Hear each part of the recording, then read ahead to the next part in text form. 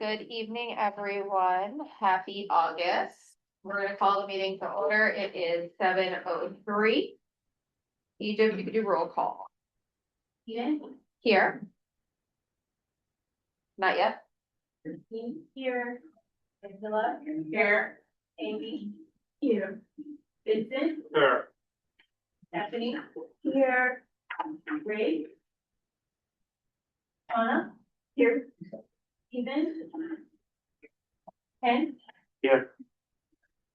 Actually, I don't see a name tag first. No, I don't. Speaking of. Is she here? No, I haven't seen her yet, but. Okay. So. Did you hear back from reading? I just sent me. Okay. I was gonna say, I can reply back to the email. Okay, I'm gonna give it 1 minute. We do have somebody that's supposed to be coming on to present first, and I want to give them a quick minute before I try to skip over them, because I know they have limited time. So let's see. While we're waiting to check on that, guys, I just want to go over a few things since we're starting a new year with the council. We did do our elections last month, but I do want to go over some norms going into the new year. One thing I need to make sure we are very on top of is being on time. Meeting starts at 7. I need to make sure I have quorum by 7, guys. I'm sorry. I need to be able to start because the longer it waits for us to start, the longer we're here. And people are waiting. I don't want to keep them waiting. So if we can really just try to get here 15 minutes early to make sure we're not late, that would be amazing. One person speak at a time, take turns. If you don't have anything to add, please don't chime in, just chime in. Everybody gets equal airtime. Make sure your phones are on vibrate. And we're going to stay on topic and go from there.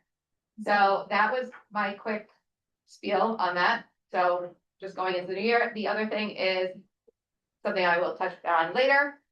We don't see her on, right? Okay. We are actually going to skip the first step for now, and we're going to turn the floor over to DYCD. We have Jessica Ehrenberg with us, who is going to speak to us in regards to after-school programming. Good afternoon, everyone. Can you hear me well? Yes. Okay, great. I'm Jessica Ehrenberg, one of the directors at the Compass After the School programs under the Department of Youth and Community Development. For those who are not familiar with the YCD, I will tell you a little bit about our mission, vision, and services. Our mission is to invest in a network of community-based organizations and programs to alleviate the effects of poverty and to provide opportunities for New Yorkers and communities to flourish. Our vision is to improve the quality of life of New Yorkers by collaborating with local organizations and investing in the talents and assets of our communities. Some of the services that we provide are related to after school. Many of them are around youth services, such as community development, family support, literacy services, youth force development as well. I know that many of you have questions around the RFP, the recent RFP. So I will give you some information and overview of the process. So Compass is the nation's largest after-school system and serves over 110,000 students in grades K through 12. We offer high-quality program and a strong balance of academics, recreation, enrichment, and cultural activities, all of which support and strengthens the child. The release of the Compass Center-based school RFP for elementary and middle school programs. We also release the center-based programs. It's like the major modernization of after-school contracts in more than a decade, right? The new awards reflect the voice of families, schools, and provides consistent as for stability, quality, and equity. With an investment of $760 million, the city has develop the system, and we have added 20,000 Compass programs K through 5 slots for programs K through 5. Let me tell you, some of the areas and the wins in the system has been an expansion of 71 new elementary schools in 32 high-need community districts for a total of 8,621 additional seats. It has stabilized the system by providing higher rates and wages for the staff. CBOs new to Compass are about 41 new CBOs that have been awarded. And it has given us the opportunity for an updated model, right? That includes areas of social emotional learning, career readiness, along all of the other pieces of the components of the model, which included literacy, science, sports, academics, and leadership. Some of the decisions and the factors that went into the deciding awards were CBO RFP rating, right? There were some tiebreakers that had to occur between CBOs. Principal ranking were used as an advisement. The CBO capacity to effectively offer and the services needed. Also provided diversity and K-8 alignment in the school building. There have been some questions about the weight on the principal ranking for this selection. So the team has put together a set of data that I can share with you regarding the overall rating. 61% of the school-based awards went to providers where principals rate them number 1. 20% of these school-based awards went to CBOs where the principals ranked them number 2. 10% of the school-based awards will go to CBOs with a number 3 ranking, right? And 22 schools awarded were ranked number 3, right? Because they were incumbent CBOs and did not have a score adequate for the competition in some cases. In terms of the locations of the programs, we have a total awarded slots of 95,851. Elementary, it's 52,473. Middle school, 43,378. We are located in every district represented, and total number of providers currently stands at 147, 41 of which are new. The total awarded schools are 806, 71 of which are new to the system. I will also like to take a moment to tell you about the School Partnership Agreement or Collaborative Planning Tool, which is a tool developed with the NYCPS and the YCD. It has been released to all the principals in the system and the CBOs, so it can be used as a supporting tool to promote intentional planning of services.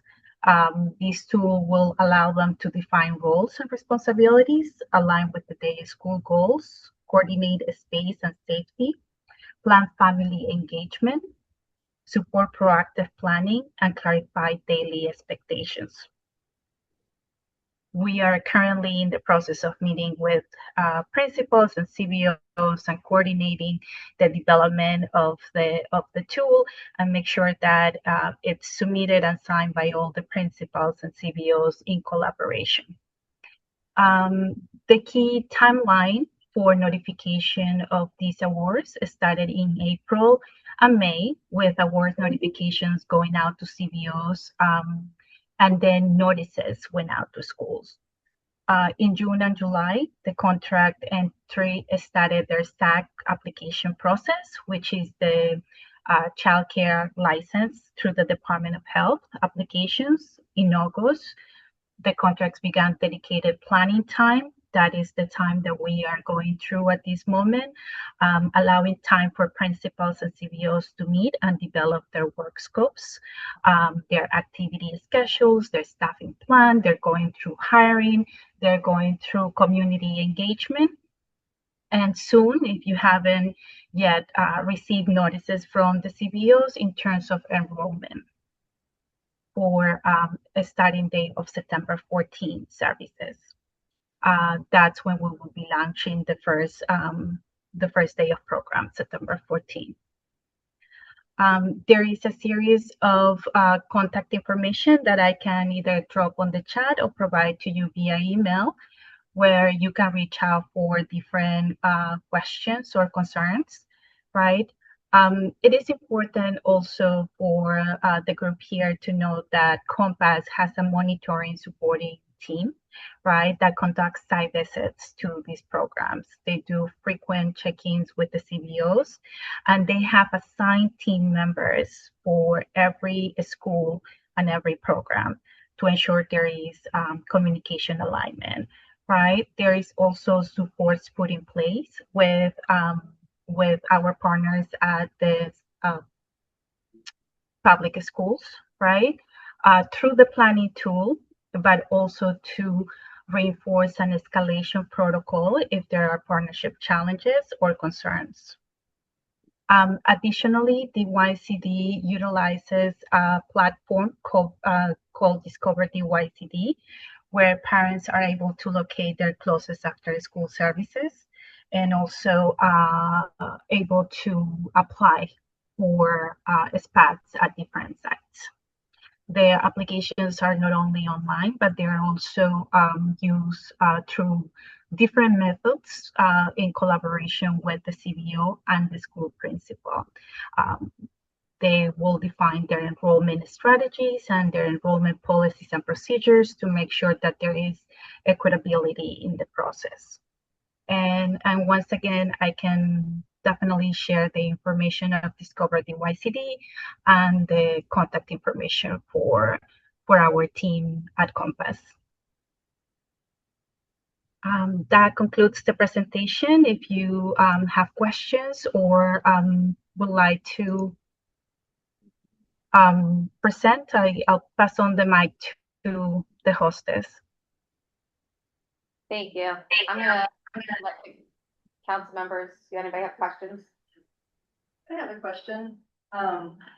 So at the school where my daughter goes, the Compass program is, has a limited number of spots, and those are given out by lottery. I was just wondering if that's standard for all the programs here.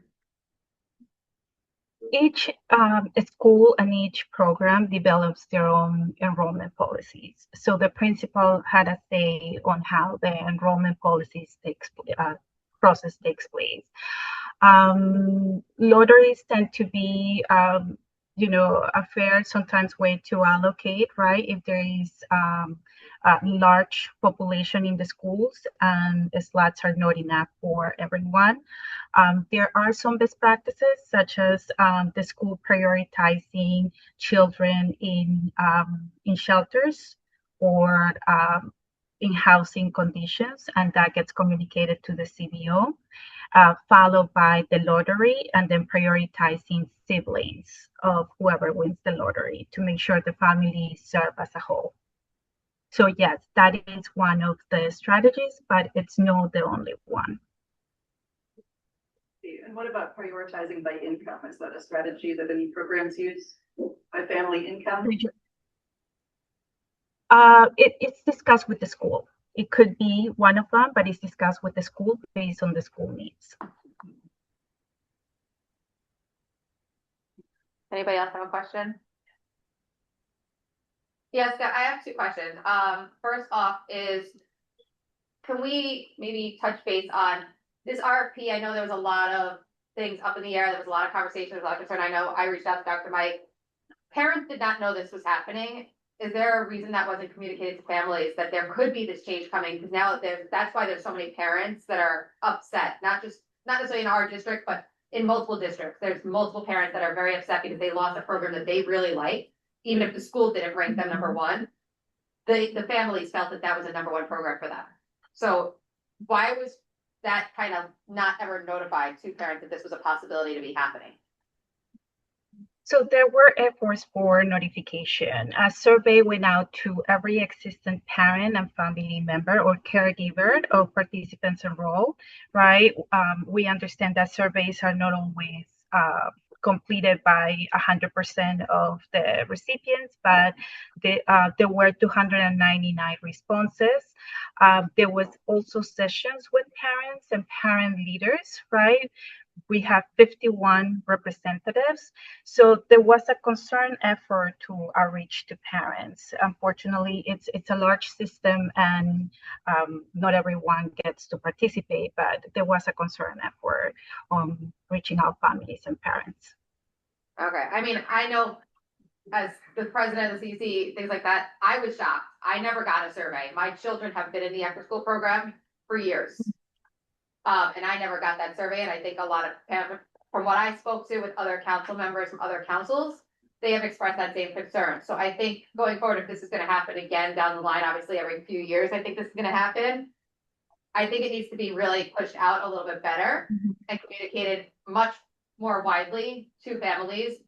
And let the families also have more of a say, not just the principals with their ranking. Because I don't think that was necessarily fair to the families. I know there's a lot of families upset. I'm sure you've heard about it.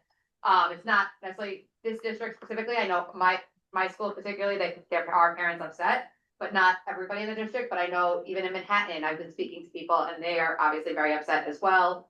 So I really think that we need to look at how we handle that a little bit better going forward.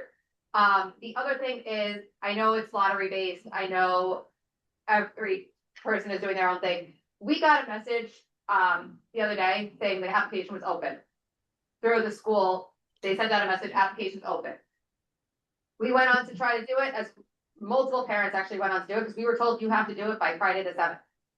That's very quick turnaround, and we got this 2 days ago. When we got this, the link stopped working. It's not even working, and we've since been told, oh, there's an outage, and now it's going to be extended. So was this application really open yet, or when is it due to open? Yeah, it is due to open. Our work scopes just came out, so it's about to be open. And I wonder if they were referring to Discover the YCD or an internal application. And you can reach out to me directly with the school name.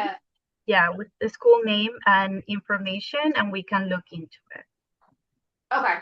Yeah, if you could put your information in the chat so we have it, because I know that it definitely took us to the DYCD website. And that's when it said, oh, there's no application available. And then it magically was like, hey, outage, it's not working. And people are panicking. They're like, I want to make sure I get my kid's application in. So that's another piece of concern that's going on right now. So I just wanted to make sure we brought that up and see like what the timeline is, because obviously parents want to start planning if they have to find other care. Obviously, no, we understand. I will put my contact information. You can send me the information of the school. We can look into it. I don't know when the notice was sent to you. It seemed like it was sent premature because Connect just opened literally a few days ago. I want to say 2-3 days ago. That's when we got it. Okay. I'm not aware of any outage per se, but once again, I can look into the specific situation and the specific school. Okay. Thank you. Anybody else have any questions? Anybody else? Well, Jessica, thank you. I appreciate you jumping on because I know this was a topic of concern for a lot of people right now. So thank you for that. And I will definitely reach out specifically with more questions privately. So I will get your information from Egypt later when she gets it from the chat. So thank you. And we appreciate you. Thank you very much. Good to see you all. Thank you. Thank you. And if I could just quickly say that this is something that prior CECs have been speaking with our local electeds for a really, really long time, to work on getting more of our schools to have an after-school program. It just was not present in many of our elementary schools. It was a very difficult thing. You know, all of these things require funding, right? It doesn't just happen. You know, we all want the after-school program, but it wasn't something that was able to happen up until now.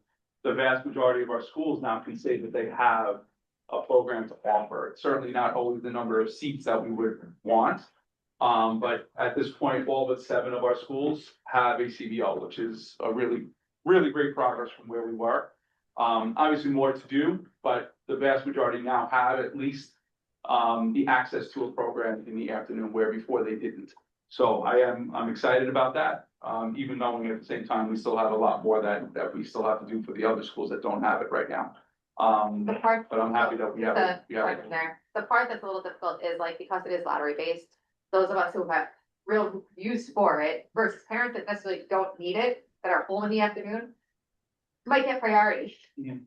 And like for me, I don't get home from work till 6 o'clock at night.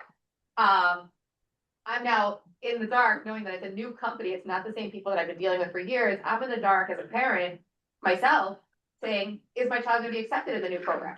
And that's one of the things that I think has people so concerned with the lottery part of it, is because how is it being looked at? Is the after school program just looking at it? Is the school looking at it with them? Like, what is going into that process to make sure that parents who really need this are getting the help they need? No, Instead of trying to go have to rush and find babysitting or friends to pick up your kid or things like that, because obviously, like, for me, I was home for 6 years. No, Now sure, I'm in an office, so it's like. It's a little very different. understandable. I mean, unfortunately, when we're thinking about some of our schools, even with 1,000 children. Yeah. When they have 150 seats, it's always Got it. going to be a problem. No matter which entry point you have, there will be someone that on the outside of that says, why am I not also getting an opportunity at it? So it is difficult, no doubt on either side of that. And certainly I would imagine our principals don't want to be in a place where they've made the selection to say that you can't have it, but someone else can. So it often becomes probably the most fair way for them to say that there's not a kind of, I selected this for you. And it becomes principal, well, why did you do that? I actually have a different situation that means I need it more than so-and-so. And those are the types of things that can happen, but I hear you, it'd be something that certainly I can think about with our schools to maybe make it a little bit different than what it currently is. Anybody else have anything? I think that the timing does make it more difficult too, because you find out so late and then you might have to scramble to find some other alternative for after Yeah. school care. And the other hard part is like that it doesn't start right away. Mhm. So the first week of school, parents are scrambling. Oh, how do I get my kid? Who's to do this? Like, I have to wait till they my job or this. So it just becomes a whole thing. And it ends early at the end of the year before kids are really done with schools. Then we go with that same thing. So that's one of the things that I feel like is definitely a struggle that I would like to see if we could work on looking at changes down the line. What is the lottery ratio? Like 1 out of 10? It depends on how many seats that school has. Some have a little bit more than others, but typically what I've seen, and yes, you can correct me if I'm wrong, but typically at least 150, 125 to 150 seats, is that typically the norm? That's correct. That's the typical number. Yeah. Okay. I have a question. How do we evaluate the CBO's performance in the after school? Do we have a system? Yeah, there is a competitive process, right? The RFP is public, and I invite you to read it. It has multiple components about community engagement, experience, capacity, CBO organizational capacity to develop the services. There is a number of readers that read the proposal, so it's not read by just a small group of readers, right? They're rated, and there is a process overseen by the City of New York. So it's a bidding process. And then let's say it's gonna push back. Something got crossed somewhere. Okay, anybody else have any other questions? Okay, we will move on to the next item on our agenda. I know that. Thank you so much for having me. I will email you the information because I'm trying to copy and paste on the chat and it's not going through. So I will just send the information via email. Okay, thank you so much. Take care. Bye-bye. So our next item that we're gonna jump to is meeting engagement. I know that was requested to put that on the agenda. Yeah, I'll get her in a second. Oh. Okay, so Rhea and Julia, do you want to jump in now or you guys still need a few minutes? Hi there. Hi, everyone. Oh, perfect. Ray, go ahead. Are you guys good to go now? Because I'll come back to our other topic. Yeah, I'm fine to go. Okay, perfect. Guys, we will come back to that discussion. We will let them go over the District 25 data and summary. Okay, wonderful. Just going to share my screen and so sorry for the mix-up, but thanks for having us tonight. Thank you.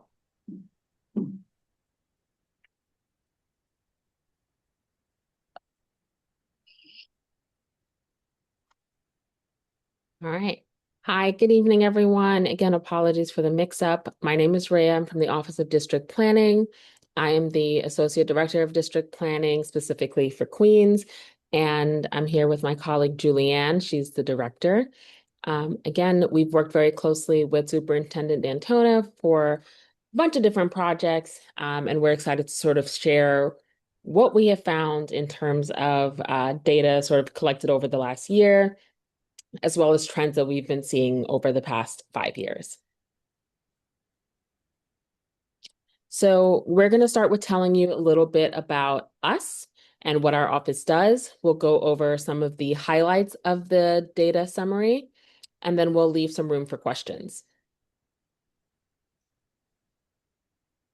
Right. So the Office of District Planning actually falls under the First Deputy Chancellor's Division with the New York City Public Schools.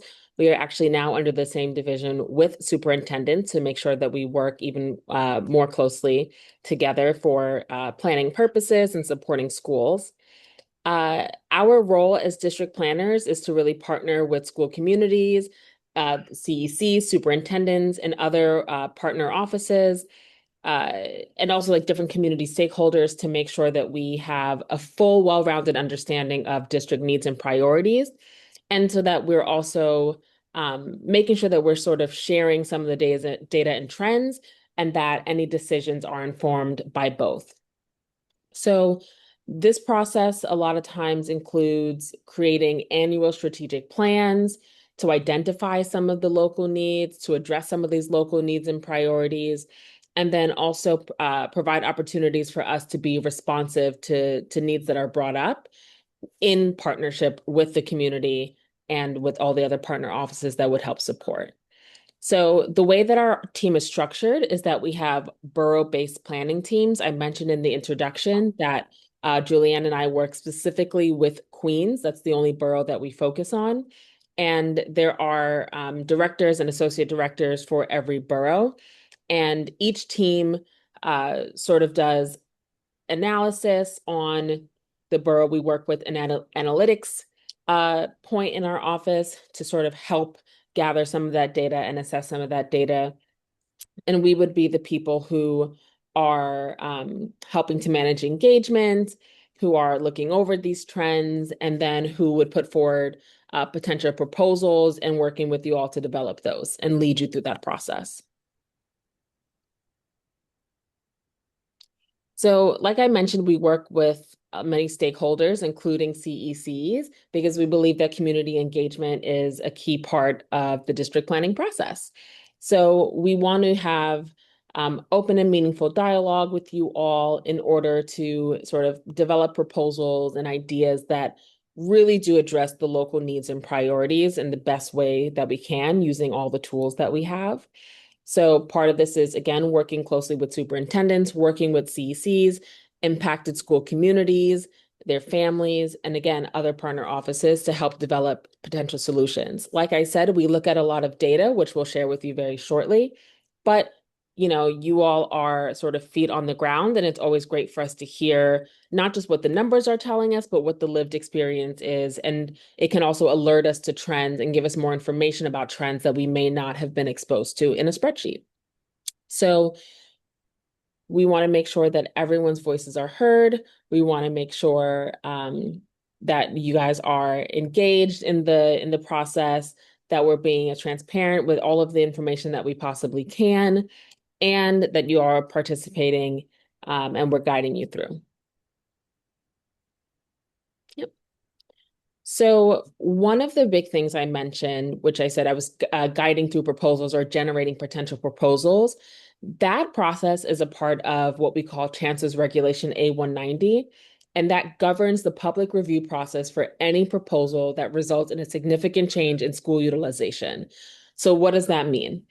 So significant changes in school utilization means co-locations of new or existing schools, residings, grade reconfigurations, which means maybe going from a K to 6 to a K to 5, or going from a K to 5 to a K to 8.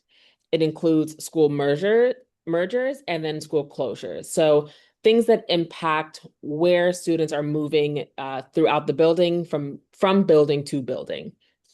So when we are putting forth any sort of proposal, there are a few things that we are required to do by law, and then there are other things that we do because we want you all as a community members and impacted community members potentially to be involved. So some of the things that we're required to do is to publish what we call an EIS, or an educational impact statement. And if there's a charter in the school, or if this involves a charter, we would also publish what we call a BUP, a building utilization plan. And that sort of outlines what the change would be in the building and how the space in the building would be impacted and what the utilization would look like and what the plan is from implementation in like the idea into how it would impact building utilization. We would convene a joint public hearing that actually happens very much with the CEC and the impacted school community. And the joint public hearing is sort of the formal place to for us to sort of let everyone know what this plan is. It's after the EIS has been published. It's a sort of way to make sure in a very public forum that everyone understands the potential proposal that's being put forward. Then it's also an opportunity for families to make a comment. These are very sort of structured events. And so on top of this joint public hearing, we do engagement throughout the year, throughout this process, so that you all have ample opportunity to sort of make your voices heard and give us feedback that we can then incorporate into an EIS or incorporate into our planning, so that once the joint public hearing happens, folks are well aware of sort of what's happening, what's going on, and can make comments in support or against any potential proposal. All of those comments are then actually captured and recorded, and then we publish what's called a public comment analysis. And that means that anything that you all have said, we sort of capture it, and that document becomes public to let and posted, and it lets folks know what was said about this proposal. Did people agree, disagree? Consider it almost like meeting notes. The last step in this process is that we arrange for the PEP, the Panel for Educational Policy, to vote on the proposal. And I would just want to stress that no proposal is finished, done, or goes into effect until we have that PEP vote and it's approved. Okay. The other thing that we manage is school rezonings, and that falls under Chancellor's Regulation A185. So a rezoning is a process where the geographical areas of school zones are changed and or new zones are created. So our office and the superintendent help develop rezoning plans in partnership with the CEC and school communities. And then the CEC actually votes on those rezoning proposals for their community school district. So if we were to do a rezoning in District 25, because there's, let's say a new school is opening, you all would vote on those lines. We typically like to look at things that would be geographical barriers, is something we take into account. Travel to the new school, certain trends of programs, things. We take in so much information to understand how to create these zone lines, and we work very closely with the CEC and also our analytics team, who helps to draw those lines. So rezonings can typically help us accomplish a few different things. One, it helps improve access to schools, different programs, learning conditions. It can create a zone for a new school option, increase access to quality schools, increase diversity in or across zones. It can help alleviate overcrowding or equalize or balance out sort of utilization across different buildings.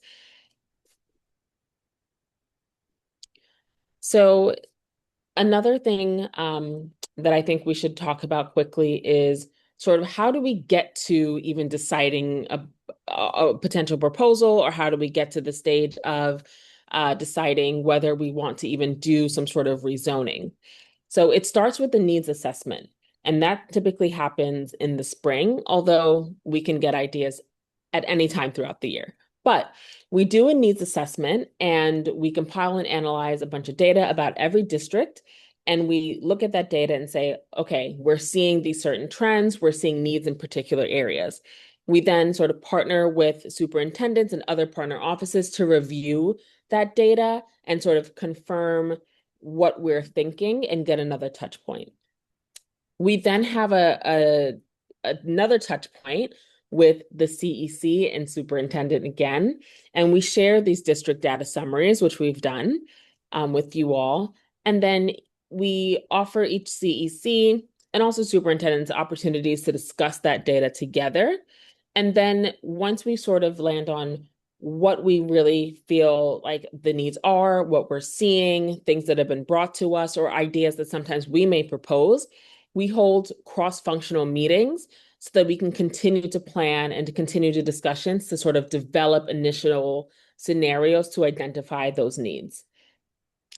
Then we start sort of pre-proposal engagement.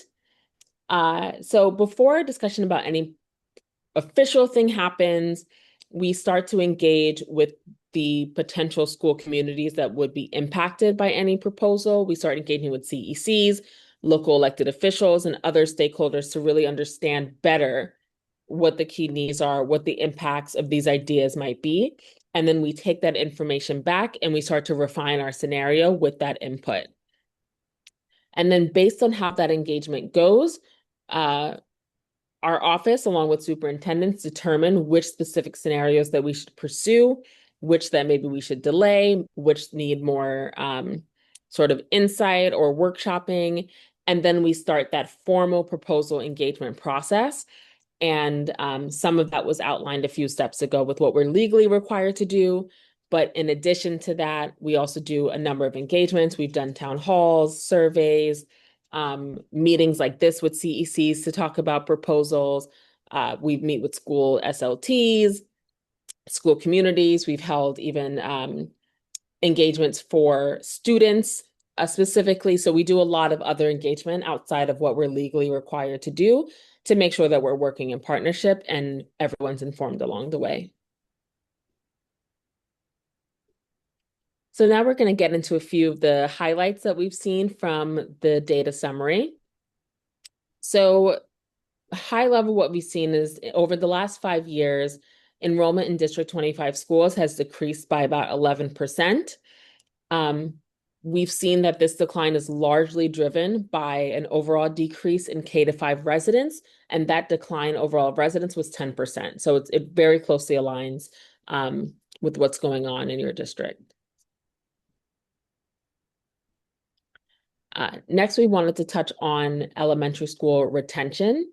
So we were very happy and can report that District 25 has the second highest percentage of K-5 residents staying within the district for elementary school, which was that number is 79% of your K-5 residents stay within the district for elementary school, compared to citywide averages, which usually fall around 53%.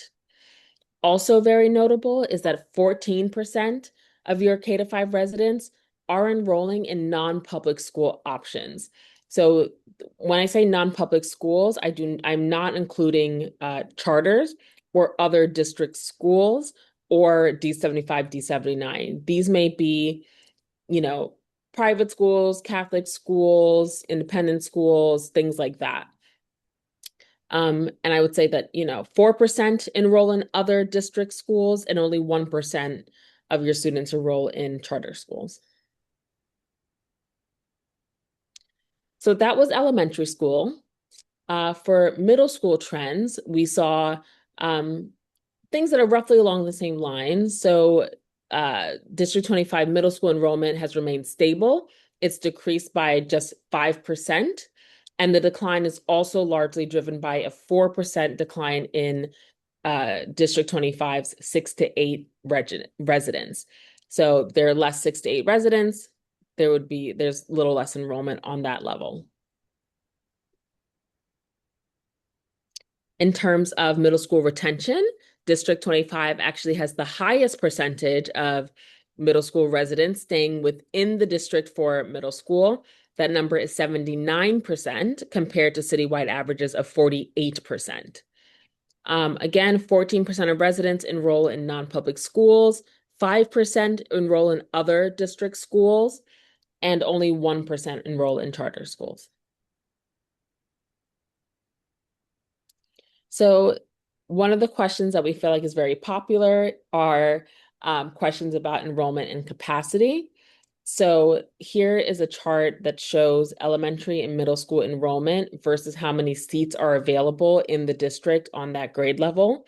There are about 14,500 elementary school seats, and enrollment for elementary school hovers just above that at 14,600 seats, which means that we have a deficit of about 80 seats on the elementary school level. On the middle school level, we have 8,300 middle school seats available, and enrollment for middle school is sort of hovering around the 8,000 mark, which means we have an excess of 248 seats across the district. I do want to mention that the largest amount of excess found on the middle school level in the district is in the Flushing, Murray Hill, Willets Point, and Kew Gardens areas.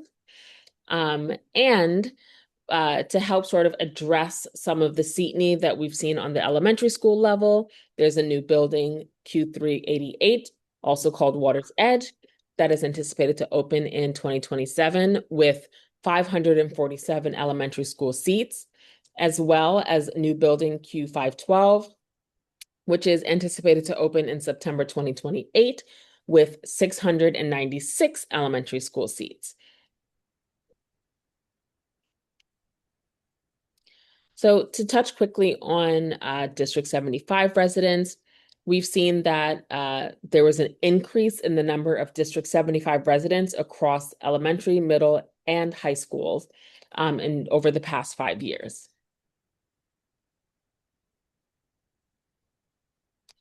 So that means that because there's an increase, and typically we see that there are increases on multiple levels or all levels, and that's why we work really hard to sort of include District 75 across schools, no matter if there is or isn't an increase. We like to help reduce travel time and also provide seats for students in anticipation of an increase.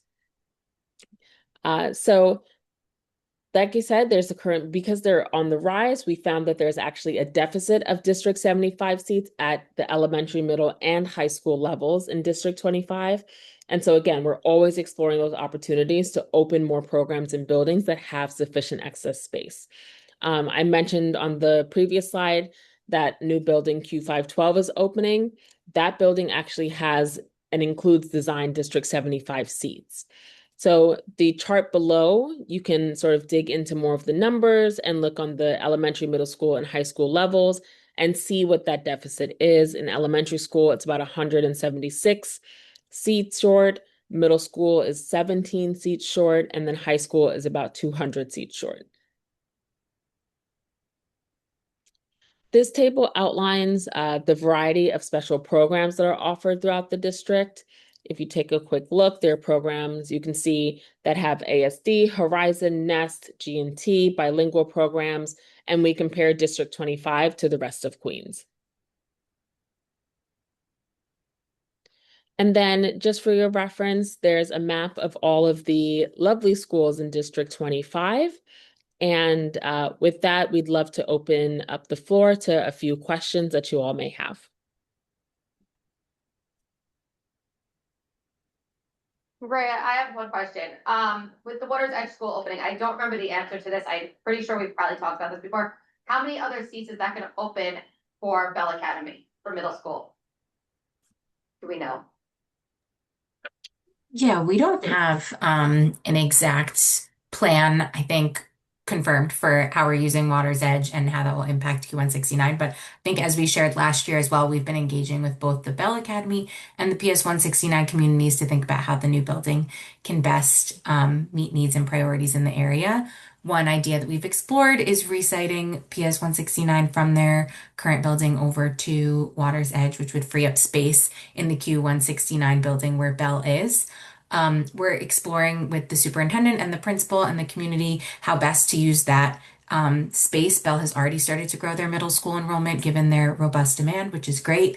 And we'll continue to think through whether, how we'll continue to use the space that's newly available in that building to meet the needs that are coming up. Yeah, I think there's a few sort of different potential options. And so unfortunately, we don't have like the exact seat number yet. But as we sort of start to workshop different ideas, we would get a better idea of what would be possible and how many seats would become available, depending on what we sort of decide or what we're trying to navigate. Thank you. Yeah. So going back to the process that you talked about for making these utilization decisions, I'm curious how a decision gets made in the first place to build a new elementary school like Water's Edge, if it hasn't been decided yet which school is actually going to go there or exactly how it's going to be used. Who makes that initial decision to build a new building and on what basis? So sorry, so I think I got a little muffled at the end, but I think what I heard you say is sort of what is the process for deciding to build a new building and what grade levels are going to be served there, or what schools might go there? So I'm curious, it seems like the decision to build the new building was kind of decoupled from how it's gonna be used exactly, because officially it hasn't been decided that PS169 is moving over. So I'm just curious who makes that decision in the first place to build the new building and what are they basing that on? Got it. Okay. So there are a few different ways that a new building can come to fruition.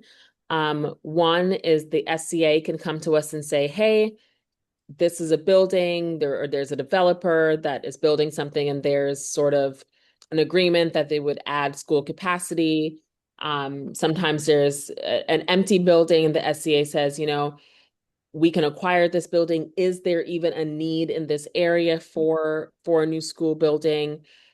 Sometimes school communities come to us and say, hey, like there's a building here. Can you as an office, ODP, forward this to SCA for evaluation to see if it's even feasible to build a building here? We would really love an annex or something like that. Once SCA sort of has any sort of building or idea, they will sometimes come to us and say, again, we have this building. Do you need a site in this area? Do you need capacity in this area? And there are times where we say, yes, we definitely are seeing overcrowding here. This can help alleviate that. Yes, we think that we can use capacity, and then SCA will take that information back and they may be able to purchase or acquire that site. Sometimes we say, no, this is not an area that students are traveling to, or there are not many students in this area geographically. We might need to pass on this new capacity, and that's where the conversation may end. And that building may be used for other purposes if the SCA acquires it. Typically, what happens is with any sort of construction or development project, once the SCA acquires a site, it takes about 5 years for that site to become usable and available. So whether they are sort of building it, transforming it, depending on the state of it, there are a lot of different factors that may impact that timeline, but they are the ones who sort of take on the construction wing of that and help to build it. Sometimes, depending on sort of the site size or the need or the information that we are able to provide them and say, listen, we think that an elementary school would be best for this area, or we feel like there's a huge high school deficit and we definitely need more high school capacity. They take that into account and try to understand which building and facilities are going to be needed. So it's a little bit like a opening a new school is sometimes planning a few years out, because once that school is built, even if we saw that there was a need for a particular grade level, in those 5 years, once the school is about a year out from opening, we come back and we reassess the area and say, yes, actually, we do still need elementary school capacity here. Let's try to plan this as an elementary school. Or we say, you know what, actually, the middle school population has shot up. We really think this would be best served as a middle school. And then we start to work in conjunction to see, you know, how to make that work and what's happening. What we aren't typically able to do is say, we would like to move a school to a new building, like 169 to Water's Edge, for example. Let's build this building to do that, because we may not have the plan 5 years previously when that school site was acquired. So it's a little bit, there are different situations where, like, let's say we know we need an annex somewhere, and we can say, yes, like they're building this annex specifically to alleviate this particular school. And then there are times where SA will say, there's a particular site. Do we need this capacity here? And then we start to figure out, like, what can we actually do with it? I can just quickly add to SEA has a capital plan that guides where there's funding available for new capacity. It's available online. And so when they're out there looking for sites, what guides where they're looking is where there's funding in the capital plan, and that funding is based on where there's seat need across the city. District 25 has historically, definitely had a seat need, so that's guided a lot of where they've been looking. And additionally, now there's been a lot of focus on class size law compliance, which has also been guiding where they're looking for new space. And then the other thing, just to echo what Rhea was sharing, is, once there's that green light, there's a seat need, they're going to go ahead with a new site. There is just such a time lag between when the building's actually opening that we will typically do that re-engagement with the community once we get closer to opening to see what exact use would best meet the current needs of the time. I think, like, the example I always use for this is COVID. Like, if we had decided 5 years earlier that we were going to use a building for some specific thing, then there was a pandemic that really changed enrollment trends across the city and kind of altered a lot of the recommendations. So we just don't want to plan it too far out and not take, the most up-to-date need into account when we're working with the community to figure out how a new space might be used. Yeah, this is kind of part of the process that we've engaged both FEL and 169 in over the course of the last couple of years, but this process even began well before I even assumed the role as superintendent. So prior to me becoming superintendent of the district, and in my deputy role, this is when this process actually began, with engaging in with the community board and engaging in town halls and conversations around the site, and then the purchasing of the site. So a lot of that conversation happened many years ago, and I guess it is around 5 years now, right from when that first began. So it has been a pretty long process from the time it started. So at the time that the decisions were made to build these two new elementary schools, was it not so clear that there was this downward trend in enrollment? So five years ago, I don't know that there was the trend that you see, that when they bring up the trend line. We've steadily seen a decrease in enrollment over the course of time since that time. So that has certainly changed here in the district for sure. In 1920, just prior to COVID, we were at 26,500 students in the district. We are now just over 23,000 kids.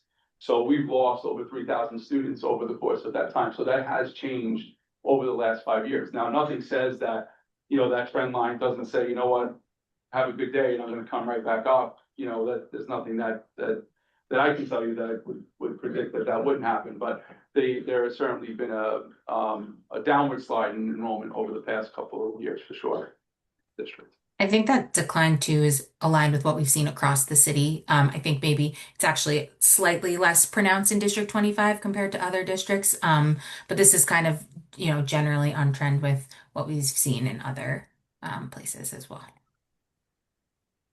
I just want to give a chance. Adriana, you can come off mute and ask your question. I know you have your hand up. Thank you so much. I really appreciate this presentation. Hello, everyone. Good evening. My name is Adriana Alicea. I represent Queen CECs on the panel for educational policy. I'll put the details for the meeting in the chat momentarily. During the presentation, you were discussing middle school enrollment and how District 25 is unique in that we see the amount of students that stay within the district for middle school is very, very high. I think that's incredibly impressive. Have we identified whether there are any protective factors, whether those be cultural things, right? Like families want their students walkable distance for middle school. Is it that we have phenomenal middle schools or phenomenal administrators and staff at the middle schools in this district, right? Or is it something else? Because if we know the root of it, especially if it is a protective factor like a cultural thing, then maybe we can like take that, model it elsewhere, and see this sort of in-district success with respect to middle school. I think that that's incredibly impressive, and I would love to hear more about it. Thank you, everyone. Thanks, Adriana. So I will say, yes, we do have fantastic middle schools. We do have great leaders. I think having an opportunity for middle school choice also helps. It gives parents access and kids access to apply to schools across the district. But I do think it's because of, just the community that we have, the buildings that we have, and what we offer inside of our middle schools that, creates a space where folks don't want to send them elsewhere. And they think it's a, really positive thing for our community. But I do think it has a lot to do with the experiences that they have in our schools. Anybody else have any questions? Yeah, I got a question because I try to understand your numbers. There is about 14,649 students in elementary school, and there's only 8,083 middle school students. I mean, why there is such a large jump of the numbers? Do you have any insights? Yeah, so elementary schools across 6 grades, middle school across 3 grades. So Less kids. you have fewer kids that you're pulling from into the middle school than you do from It's more grades. more grades. Okay, all right.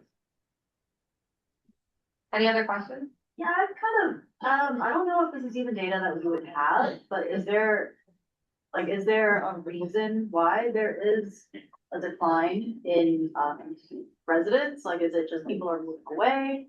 Are there just fewer kids? Is that even something that would be captured? Like, are people moving? Are people homeschooling? Like, what's going on? Yeah, I think all of those things are happening. Again, after COVID, there was a huge flight of families out of New York City. That's one thing. I think people are having less children. That's another thing. I think some of, there's some people that are choosing different schools that are either outside of the district or choosing things like private schools or charter schools. So, it's a number of different factors that sort of lead to a residential decline. There are also sometimes, neighborhoods, you kind of see this on a smaller scale where neighborhoods might see a residential decline and other neighborhoods get very popular and have huge residential spikes. So again, it's a number of different factors, but it's not to say that, or I should actually say that the fact that many of your students are staying within your district schools is a great indication that you have strong schools and programs that people are staying for, despite any residential decline that's happening. And does the decline or does having excess seats impact like school budgets? So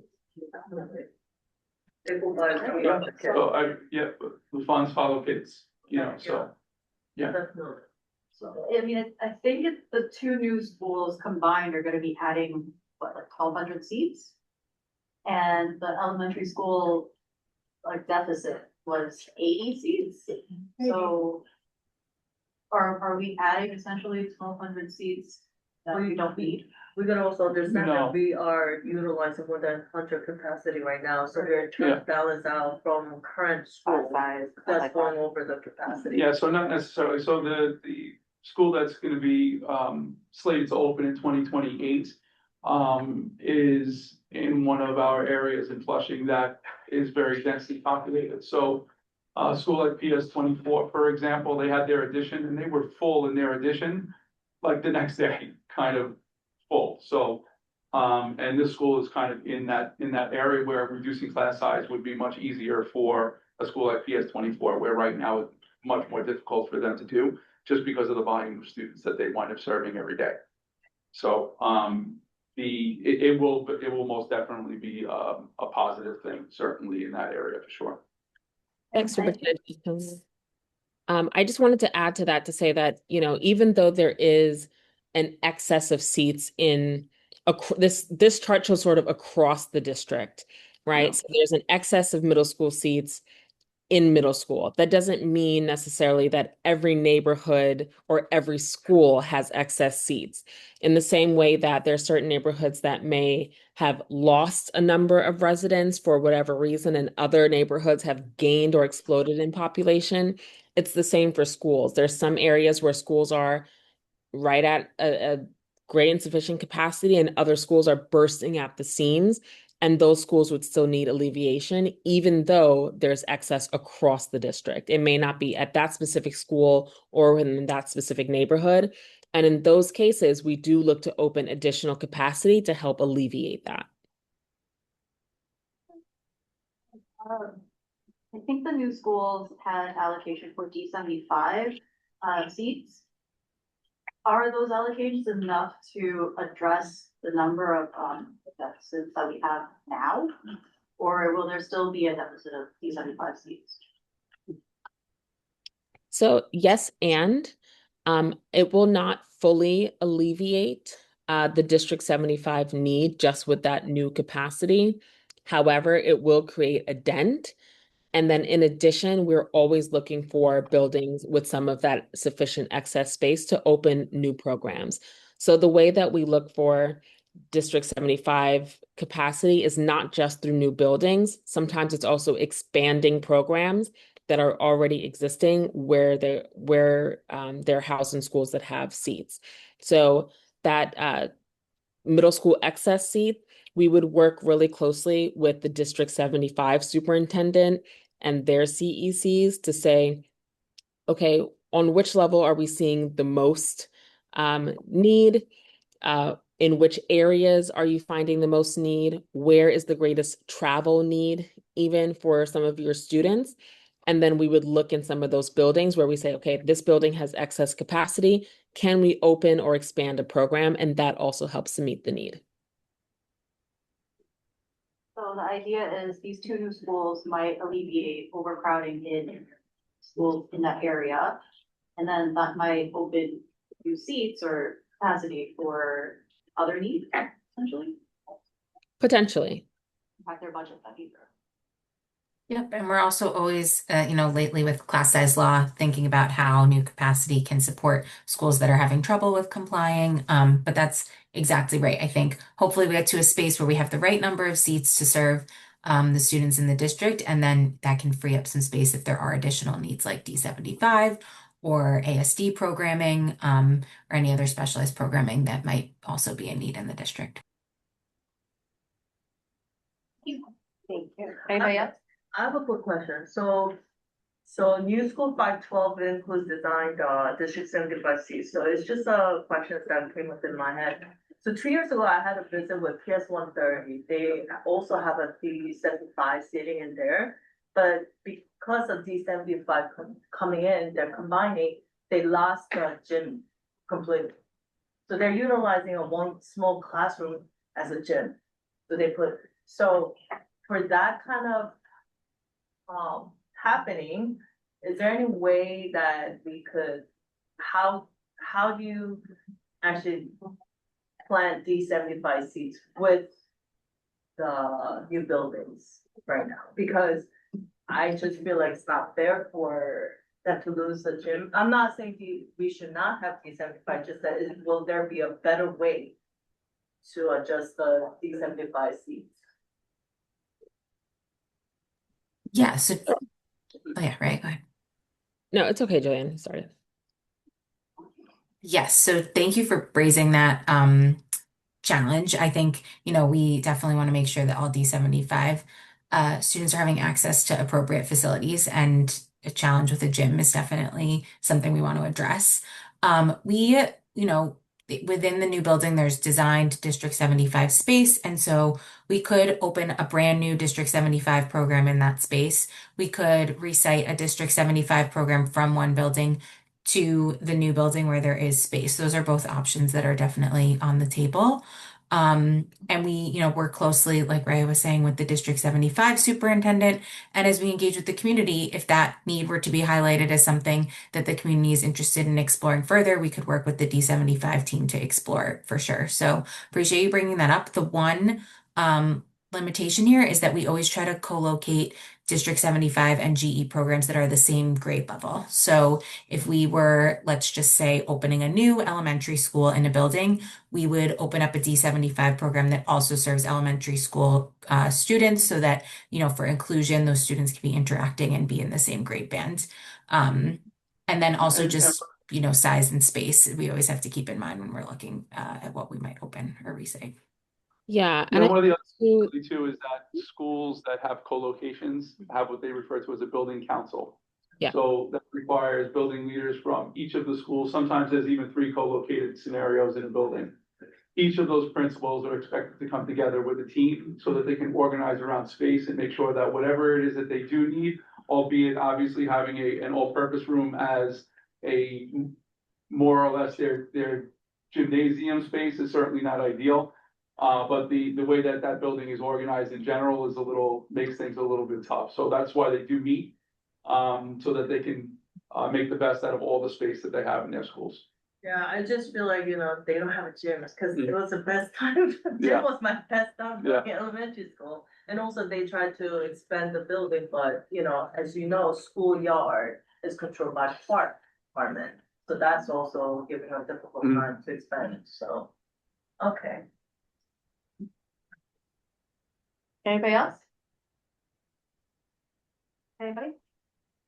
Okay. Thank you guys for spending the time with us. We appreciate you. And I'm sure No. we'll be seeing you again soon. yes, of course, our contacts are on the screen. Please feel free to reach out to us, send us an email. We're here. We're happy to partner with you all. And, as things move forward in District 25, we'll definitely be back. Thank you, guys. Thank you. Thank you all so much. Have a good night. Night. Okay, so moving back to what we were going to touch on before.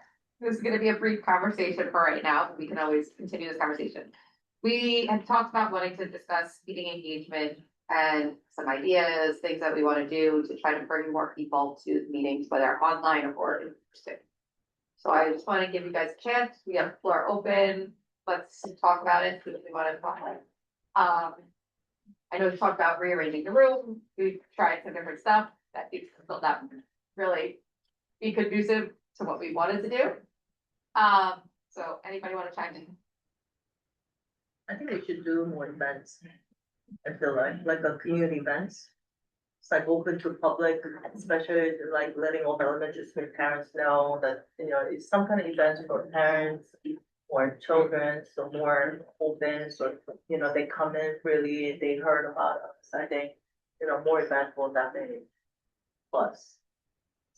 Because as you know, when we have back to the school events, for the flyer, how many people get there? I wish all the people come to our meeting. I think that's one of the ways for us to reach out, more events involved, And maybe attending more existing events. There are, say, back to school things that schools are already running. If we could ask to have a table there and kind of talk a little bit about what we do, get the word out. I know, Senator Liu, he's having another back to the school. Meeting also. I know sometimes 109 precinct, they do some sort of a back to school supply giveaway. So it's part of my slides too, but Councilmember Ong is doing a back to school event right down the block. Yeah.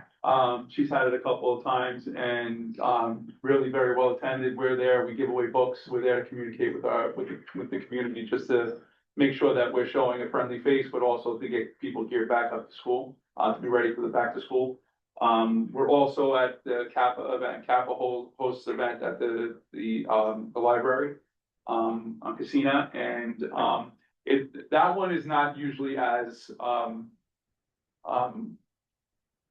there's not as many folks that attend that particular one, although the library is always packed, but I encourage you guys to be there at that too. I typically do a presentation at that one as well.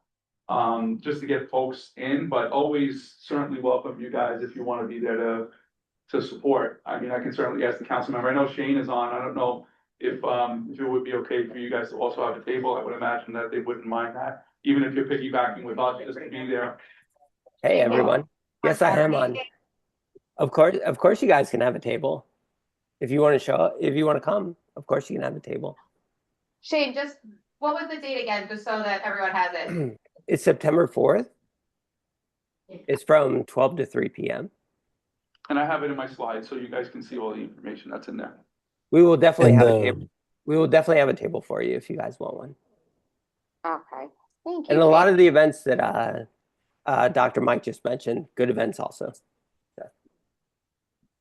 The back to school event for Kappa is on Saturday, August 29th at 1 p.m. at the Main Street Library. Hello. I'm making fun of your picture, sorry. I know, but the owl is looking at the screen because that's me. Well, you have people disappointed that you're not here physically right now, so. That's right.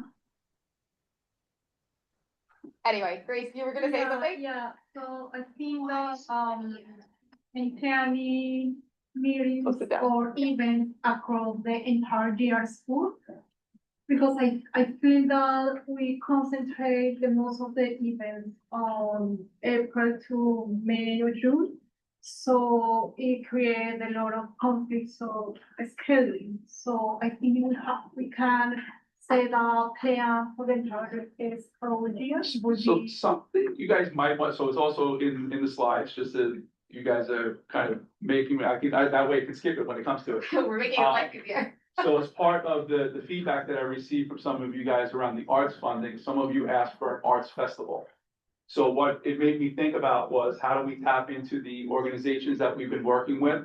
And instead of having 9 separate events, we can invite them to an event where we have separate locations. So if you want to work on doing something painting, or you want puppetry, or you want to go and listen to and participate with Juan Ucera, so some of you that were with him, or do it together in dance, kind of creative dance, we can set up a variety of different stations, so to speak, where it becomes an arts festival. A little bit different than just coming for an arts workshop, but we can invite maybe, I think we have like 30, 35 people that attended each of the individual ones. That might work out as an in-between, even the annual wellness day that we're also gonna have again. So that we continue to have space to really bolster community amongst everyone.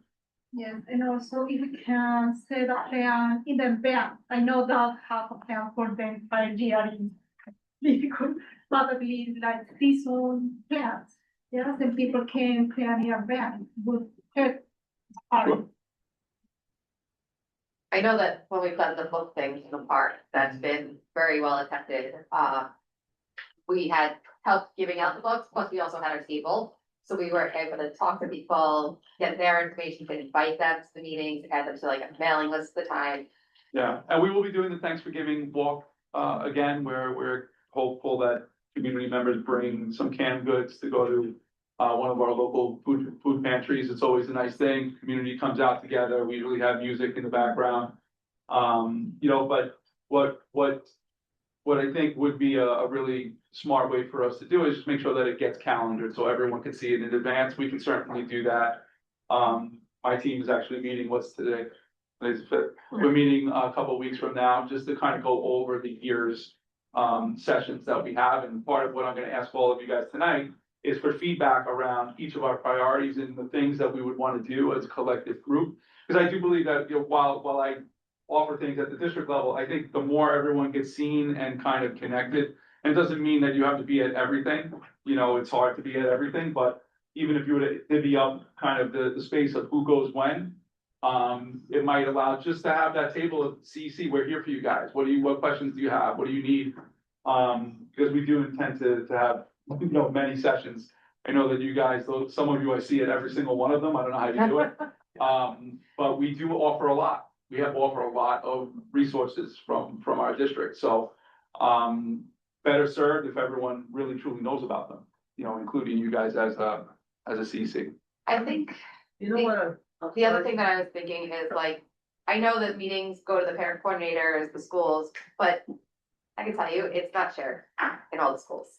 It's definitely not, like, I don't get notified about it at my school, saying, oh, there's a meeting. I have to know because I'm gonna be here. But it's not something that's shared across the schools, and I think us getting that to the schools and making that more of a priority to say, hey, we are having these meetings, this is what we're discussing at these meetings. We need to find out why that's not getting to them and how we get that to them. Even when it is being distributed, I don't think parents necessarily know, like, what does a CEC meeting mean? What is a community education council like? What does it matter to me if you guys are having a meeting? And I don't know if parents necessarily understand what we're doing or what value there is for them to attend. Like, I think some of our highest attendance to our meetings, at least on Zoom, was when there were the special education info sessions. So. And that's what we were already talking about earlier. And I don't know if that kind of got like broadcast as just being specifically for special education info session, and it just so happened to take place during our CEC meeting. Like, they wouldn't have attended the CEC meeting otherwise.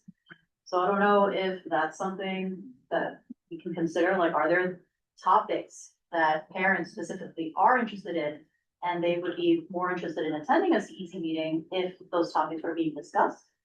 I don't know if that's something that we can survey families about. You know, I noticed, a lot of parents don't know exactly what CEC is, and that's the first.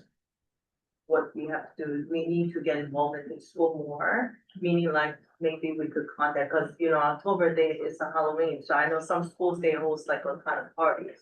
And then that's when all the parents come out actually for their kids, they line up. So during those events, maybe we should still be part of it and kind of like, you know, who we are, introduce ourselves. We need to be more exposed. That's what I feel like, but we cannot just do publicly.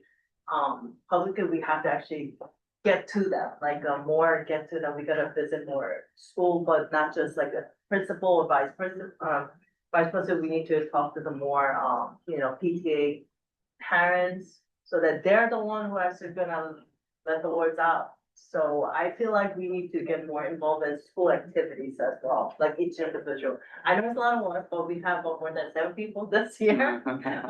Whoa, so our seats are completely filled, so maybe we could take some schools and, you know, when my daughter's school, 194, when they host any kind of meeting, I'll just put it out there, you know, they're doing this. How about you come as, you know, CC, maybe, you know, talk to the parents of there, and then just, I think that stuff is gonna, I know in the beginning, we're not gonna have that much of a, feels like we're not gonna have that much of it, but that builds up, I feel like that's one of the ways for us to kind of spread the word. And another thing is, I noticed that a lot of parents in our District 25 is very interesting when it comes to competitions or like award, right? So maybe we could have some kind of award, like a writing essay, or like you said, art mentions like a art, you know, competition. Yeah. That doing it in our district, CEC 25, we have a funding. We have a funding to make award and give it to our kids.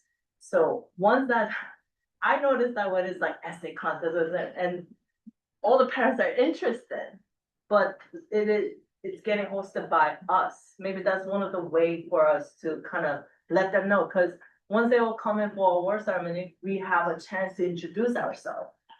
Then there will be more, I will say, attentive or listening. That's just my idea. I have 2 suggestions too, and there's a reporter from World Journal always asking me, you know, when's your next meeting? I like to know, you know. So I was wondering, could we send out invites like to the reporters different reporters. I'm not sure whether we're doing. And to the local associations, a lot of associations out there, you invite them to come over. So make it a monthly thing. Maybe we can do that. That's first suggestion that I have. If you know of anybody that's wanting to get that information, we just need their information and you can put them on the mailing list. She has a mailing list she's created. Yeah, definitely, I would do that. This week, so, and also, I know Dr. Mike has a newsletter, right, send out. Can we also have a newsletter sent out as a CEC piece? I will be honest, I personally don't have time to create a newsletter, but if somebody else wants to take that on, I would gladly be open to it. Or if we're something else we could do, maybe Dr. Mike, we can give you like a little snip to throw into the newsletter from the CEC, just add to it. Yeah. Like a corner from the CEC or something like that, and everybody wants to take, each person takes like a month. And so like, it's not the same person doing it every month. So when we go out, when we have a booth, we can ask people to sign up for the newsletter. Hey, you want to find out, sign up for the newsletter. Yeah. Or even if We it's were just, asking, they just wanted the water. right, even if it's just the mailing list to make sure that they find out about our meeting. I think that would be helpful. So I think that you I looked around a little bit at other CECs and kind of how they're sort of advertising themselves, and kind of on the topic of like, nobody knows what we do. I think if we go to these events, it would be nice to have some kind of handout. So I found this from CEC 24. It's basically about like, you should run for a vacancy on the council, which wouldn't be the focus of ours, but I think they did a really nice job of kind of breaking down like, what is this exactly and why should you be interested in it? So just as maybe inspiration. And then I think it was interesting, you mentioned like maybe highlighting one or two things that are gonna happen at the meeting, like why would somebody wanna come to this particular monthly meeting? So I also found a few CECs where I thought that they did that kind of nicely. I don't have a lot of these, but people like it involved. And I also found a couple that I thought they did a really nice page, if we want to take inspiration there. One was CEC 13 and the other one was CEC 8. So I don't know how many people find us through the website anyway, but if they were inspired to look this up, I think these did a nice job again of kind of just explaining what they do, and then also making it easy to find out for meeting agendas and things like that, and also to contact you. So we have a website. Oh, I know we have a fun thing. And it was, people were offered to step up and help design it, but nobody wanted to. Which is why Egypt did the best she could with Lewis's help. So if somebody wants to step up and do that, you guys are welcome to, but nobody wanted to. So that is why that did not happen.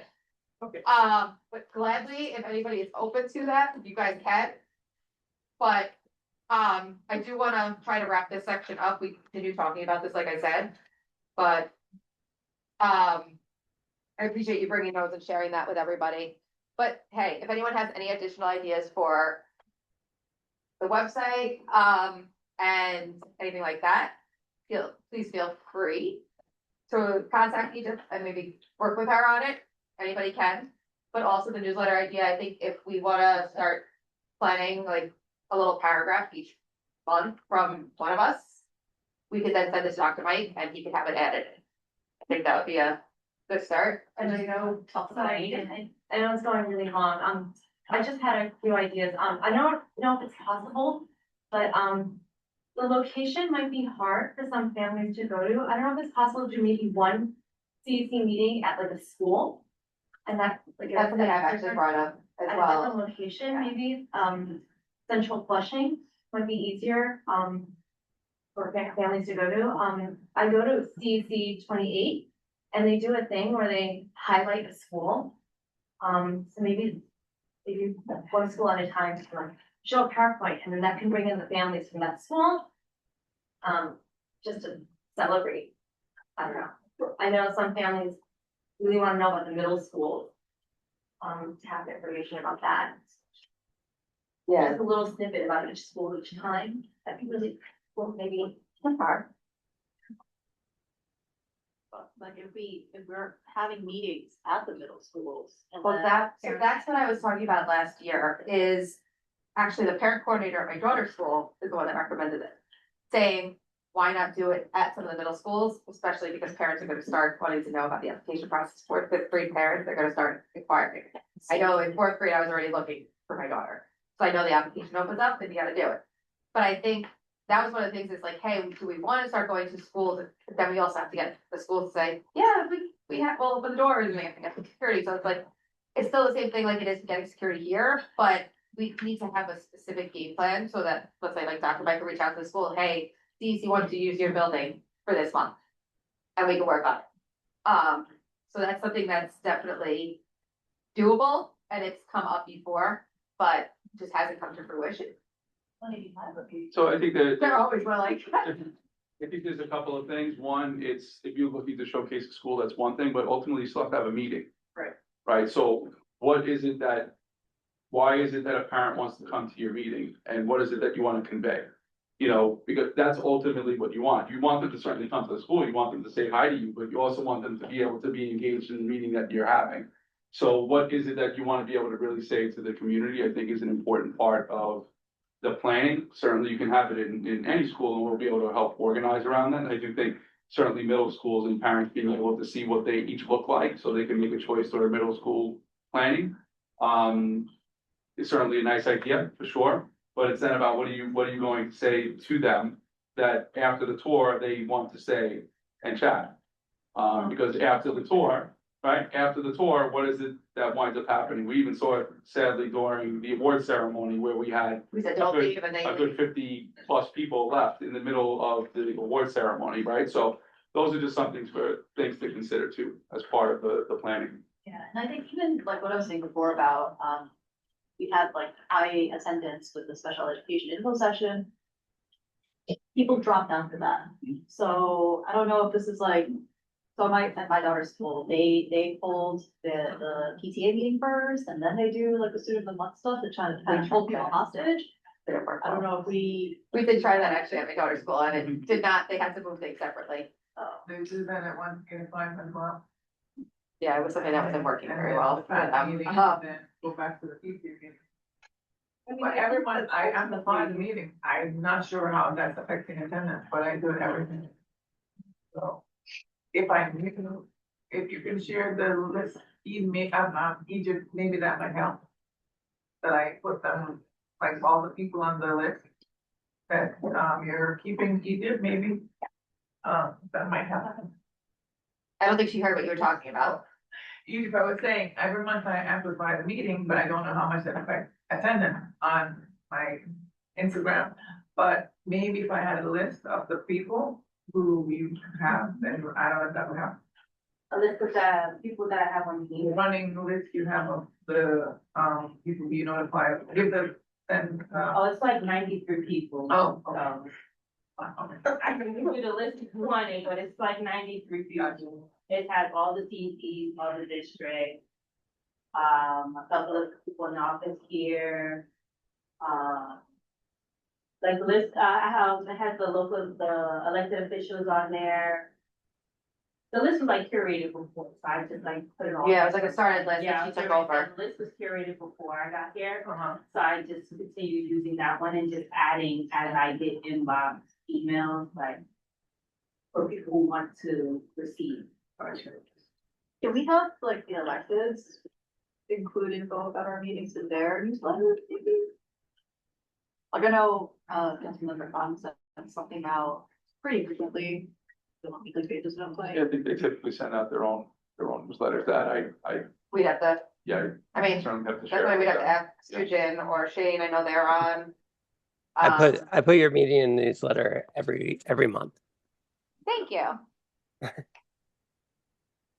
I think we need to, give people a why come to the meeting, yeah? So maybe we want to build something together, like project, like.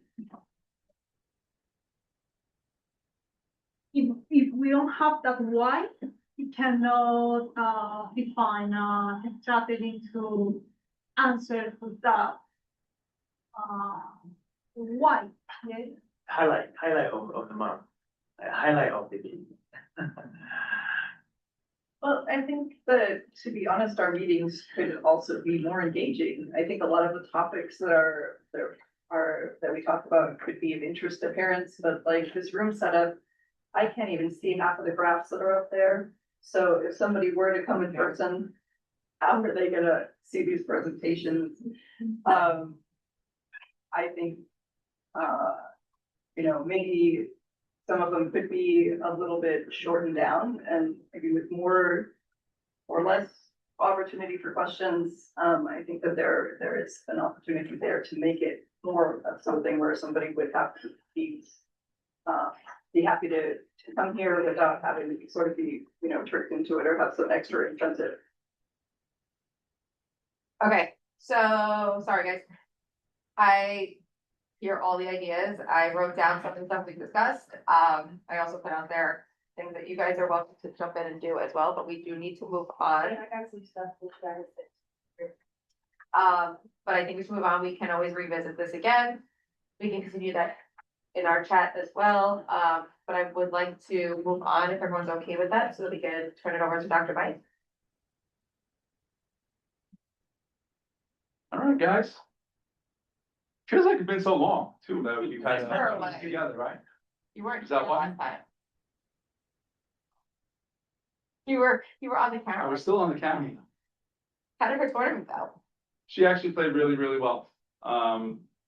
It went 4-5 at the national tournament, so they're one game under 500, but they did really, really well. It was, for her club team, that was the best that they had done in the national tournament, so it was really good. Okay, so a couple of things. This we will just bypass just because of interest of time, but if you wanted to think about what you do to beat the summer heat, beach day, pool day, or how would you fill in the blank? If you want to shout that out, you're welcome to as we go on. As he's going in, I'm gonna just share what I said to him on the DLC meeting. I would hide in the house in the AC all day. Just hide out. So this is just a quick snapshot from Summer Rising, that we had. You can see our little kindergartners here that, were presenting on habitats. They created their own little dioramas for presentation amongst their peers. And the reason why I highlight that is because it aligns with where we're going, and you'll see in the next slide with one of our priorities. We're adjusting some of our thinking in our modules for HMH. Still using HMH, nothing to change there in regards to the modules themselves, but just in terms of thinking around making sure that our kids are getting really, really active inside of the units. So this was towards the end of this particular unit, and we got to practice a little bit with a unit that's not used during the school year. So that's what you see happening over here. And I got this middle one from PS24 just today. She said this was one of my best pictures of the Summer Rising program, and you can just see the joy that's in the faces of these three young ladies. So it was really, really cute. And then this young man here was being recorded to kind of support the work that we're going to be doing into next year as well. So we did some videotaping this summer just to kind of capture some of the moves that we're hoping to see in our classrooms throughout the year. And I just wanted to highlight a couple of them with you. These are the back to school events. We have Kappa. That will be on August 29th at the library, as Louis had already shared. And we have Councilmember Ung's second annual back to school block party that they're doing right down the block from 12 to 3 on September 4th. Just a reminder, the calendar is up. I just wanted to make sure that we had these first couple of days in mind and that we didn't lose sight of this, which I'm sure you wouldn't, but we have first day of school, September 10th. Yom Kippur is September 23rd. And then we have our evening parent-teacher conferences for each of the groups. Now, just a reminder, I always say even with the parent-teacher conferences, you touch base with your school because that first one of the year, sometimes they engage in votes at the school level to change those dates. So just make sure that you follow up with your school on that, but those are the general guidelines for the beginning of year important dates. And there is the calendar for you just in general. I linked it there for you in the event that you want to see the rest of the school year if you haven't done so already. Wellness, kindness, community collaboration. If you haven't, I would love your feedback around when we can meet. Last year we had scheduled it just before our meeting dates. Unfortunately, that didn't really work out. There were times that we would get there all the way up until the time that we were about to meet, and maybe there were two of us that were there to engage in the conversation. Made that whole part very, very difficult to actually truly have a discussion about the wellness, kindness, community work. So if you haven't done so, please give me some feedback, and then I will begin organizing a monthly time frame for that.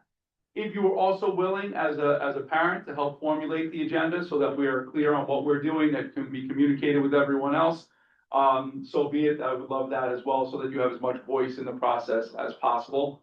Currently, this is what it looks like in terms of day of the week. It looks like Tuesday is the most preferable so far, and it looks like late afternoon was also the most preferable in terms of time.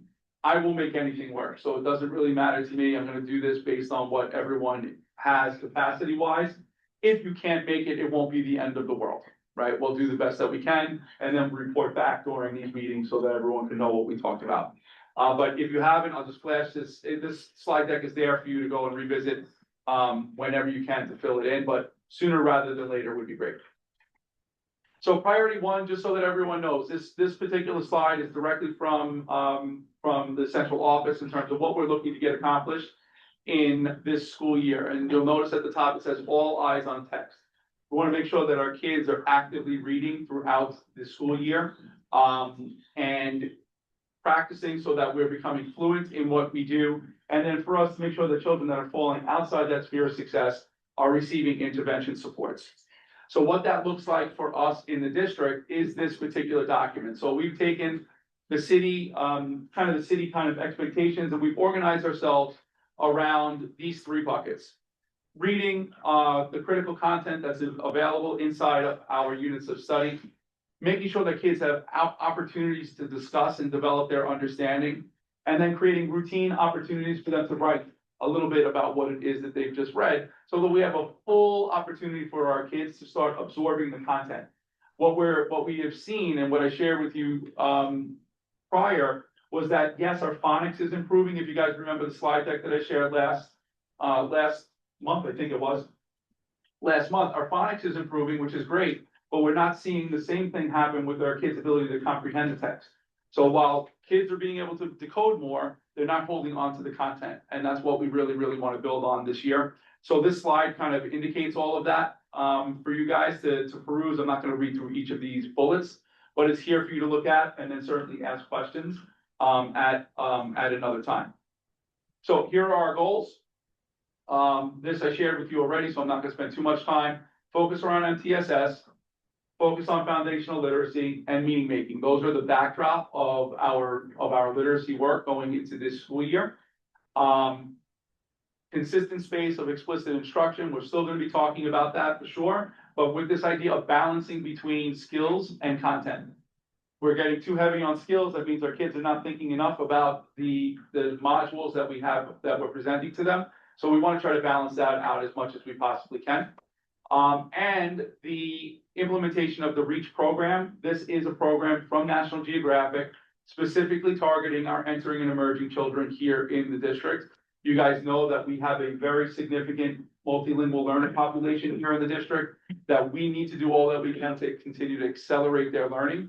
So this is goal number 2 within priority 1. Now, what does it mean in terms of engagement of families? And this, I really would love your feedback, and where we can piggyback some of your meetings in terms of what we do at the district level. It's just about identifying what you would want to hear as a CEC, but also what you want to communicate with our families. So what I do know is we need to continue to communicate around MTSS. I think we learned that just as a CEC alone when we brought that up, and I asked, so what does it mean to you? It was kind of very, very hush when we got to that conversation, right? So we need to build more of our own capacity in that area so that we feel comfortable as CEC members. Making sure that families know what the assessments are that we're giving, and more importantly, what they mean about their own children. Resources to support foundational skills and meaning making, making sure that we have a good bank of information for our families. Reach curriculum orientation, particularly for our entering and emerging children. And then creating relational opportunities for our parents and children in a BOY, MOY, EOY. So throughout the year, what do we want to do to connect with our families? And, you know, my kids are obviously in high school now. Emily going into her senior year, Matthew going into his sophomore year. And one of the things that I think about often as a parent is, did I really do enough to make sure that they were getting an enjoyment out of reading? Did I do that well enough? And I can tell you the answer is no. I could have certainly done better or working with my own kids, let alone kind of reinforcing that for the 23,000 kids here. I'd probably do that and echo that voice better with the 23,000 kids that are here than I do with my own two children, sadly. But the idea is, how do we create relational space where parents are interested and invested in learning what we have to share so that their kids are better for it? And making sure that they find something that they like to read and let them read it. We're oftentimes kind of choosing for our kids, and we might say, well, why are you reading that graphic novel again? Well, because they like it. They enjoy reading the graphic novel, and it's okay. Does it mean you can't introduce other genres? No. But it shouldn't be that we discourage the reading of the things that they like. So that's something that we have to do more on. We love your feedback on things that we can add to this puzzle piece of making sure that parents are engaged in this journey of making our kids readers over the course of time. Yeah. Like for librarians in schools at home. Certainly, 100%. I don't disagree with that. If that's something that I would be able to enforce on my own, I would be happy to. But there are many options for us. Are we taking advantage of even the library bus that's available? Can we create those opportunities and experiences for our kids with the public library that have resources that are probably very untapped on a regular basis from the majority of our kids in the district? So anyway, there's more on that, but I would love for you to think around priority one. What are some of the other things, and even for you, let alone parents on the outside of CEC, what would you want to also hear about that would help you feel better prepared as a parent to help your children, right? Okay. Similarly, you're going to see a similar pattern, trying to make sure that everything that we are doing is in alignment with one another. And I'm only sharing this with the first two goals with you today. Sense making, little different in mathematics, same idea, meaning making and reading, sense making in mathematics aligns with the instructional shifts, but the idea of problem solving, discussion, and writing about mathematics, making sure that our kids have an opportunity to think, that they have an opportunity to practice, and that they have an opportunity to write about some of their explanations. Really, really important for our learners that they're able to do that. And why, we've talked about this a number of times, that if kids only think about procedure, when they're confronted with something where they actually have to do some deep thinking, they tend to shut down, right? So it's about us giving our kids more experiences in thinking through problems, having conversations with peers, and then explaining their thinking, okay? Here, we went through this. Goal is to improve the implementation of rich mathematical routines and tasks that promote problem solving and meaning making of key concepts. Goal is to improve outcomes always, but you know, most importantly, that we're getting our kids to become math thinkers. We're going to continue our interactive work. Beth did a fantastic job last year with all of the virtual math sessions. Those were very well attended too, Christine. We had a good 100 people each time we did those. The virtual math, the math family nights, also very, very well attended. 150 plus parents and kids came to those. We do intend for that to happen. Probably MOY and EOY. I don't think we'll be able to squeeze it in at the beginning of the year, but we'll definitely do in the middle and at the end of the year this year. We're going to continue to unpack curriculum with parents. We want to make sure that everyone knows, as you guys know, we're going full Amplify next year across District 25. So we'll make sure that we have opportunities for you guys to hear about that and also to learn about the assessments that are within the program. So those are just a few small bucket areas that I intend to do this year. But if there are things that you want to also engage in, piggyback on, I think the things with our family nights would be a fantastic way to do that. For you guys as CEC members to be there, to participate and engage in the math yourselves. So I encourage that if you're interested, but I'm open to any ideas that you have in terms of engagement. and share them with Eden. And when Eden comes to represent the CEC during our DLT meetings, then we can add them to our conversation as a district leadership team. Okay. Priority 3, the goal here is to improve on this space of respect for one another between kids, making sure that we're really promoting this. This is very much aligned with our SEL work, and ensuring that our kids are able to manage those emotions and they're connecting with their peers on a regular basis. Different this year, I'm asking our kids to really look at the data that comes from the surveys that they complete. So when they look at that information, what does it tell them as a group of students, and what do they want to work on as a collective school? So if we're having a hard time with mutual respect, what is it that we would want to commit to as students where they are helping lead the charge, and not necessarily always us saying, okay, you're going to do this task today. The more ownership that our kids have in this space, my feeling is the more that they are apt to follow along with the expectations from it, because they were the ones that helped create it. So there's more to follow on this, and this is also something that we can bring students here to talk about, the things that they're learning from the data and what they want to improve upon in their own buildings. And I don't want these things to be massive, I want them small. You know, Just Say Hi initiative is something that's small, that can be really, really transformative in a school where you have kids that just don't necessarily treat each other with kindness all the time. And that's what the ultimate goal is here. Want to make sure that families are engaged as authentic partners in this space, kind of creating that space of that opportunity for inclusiveness inside of our schools. Routine opportunities for our families and students to engage in connection before content. Really, really believe in this. I think it's something that we need to do with every single one of our meetings. Making sure that adults can connect with one another. You learn so much about someone just in a small conversation around, well, why, Eden, do you really love the air conditioning rather than going to the beach or the pool? It opens up a whole conversation. I mean, we didn't have it today just for time, but in general, I think at any CEC meeting, DLT meeting, President's Council meeting, all of our meetings that you have and events, there should be some way for our community to actually communicate with one another and not just be in isolated spaces. So that is one of our parts of this, and engaging in our annual Wellness Kindness Community event, as we have done the past 2 years. This year is much more well attended than the previous one, and I think the coming year will be even better than last year.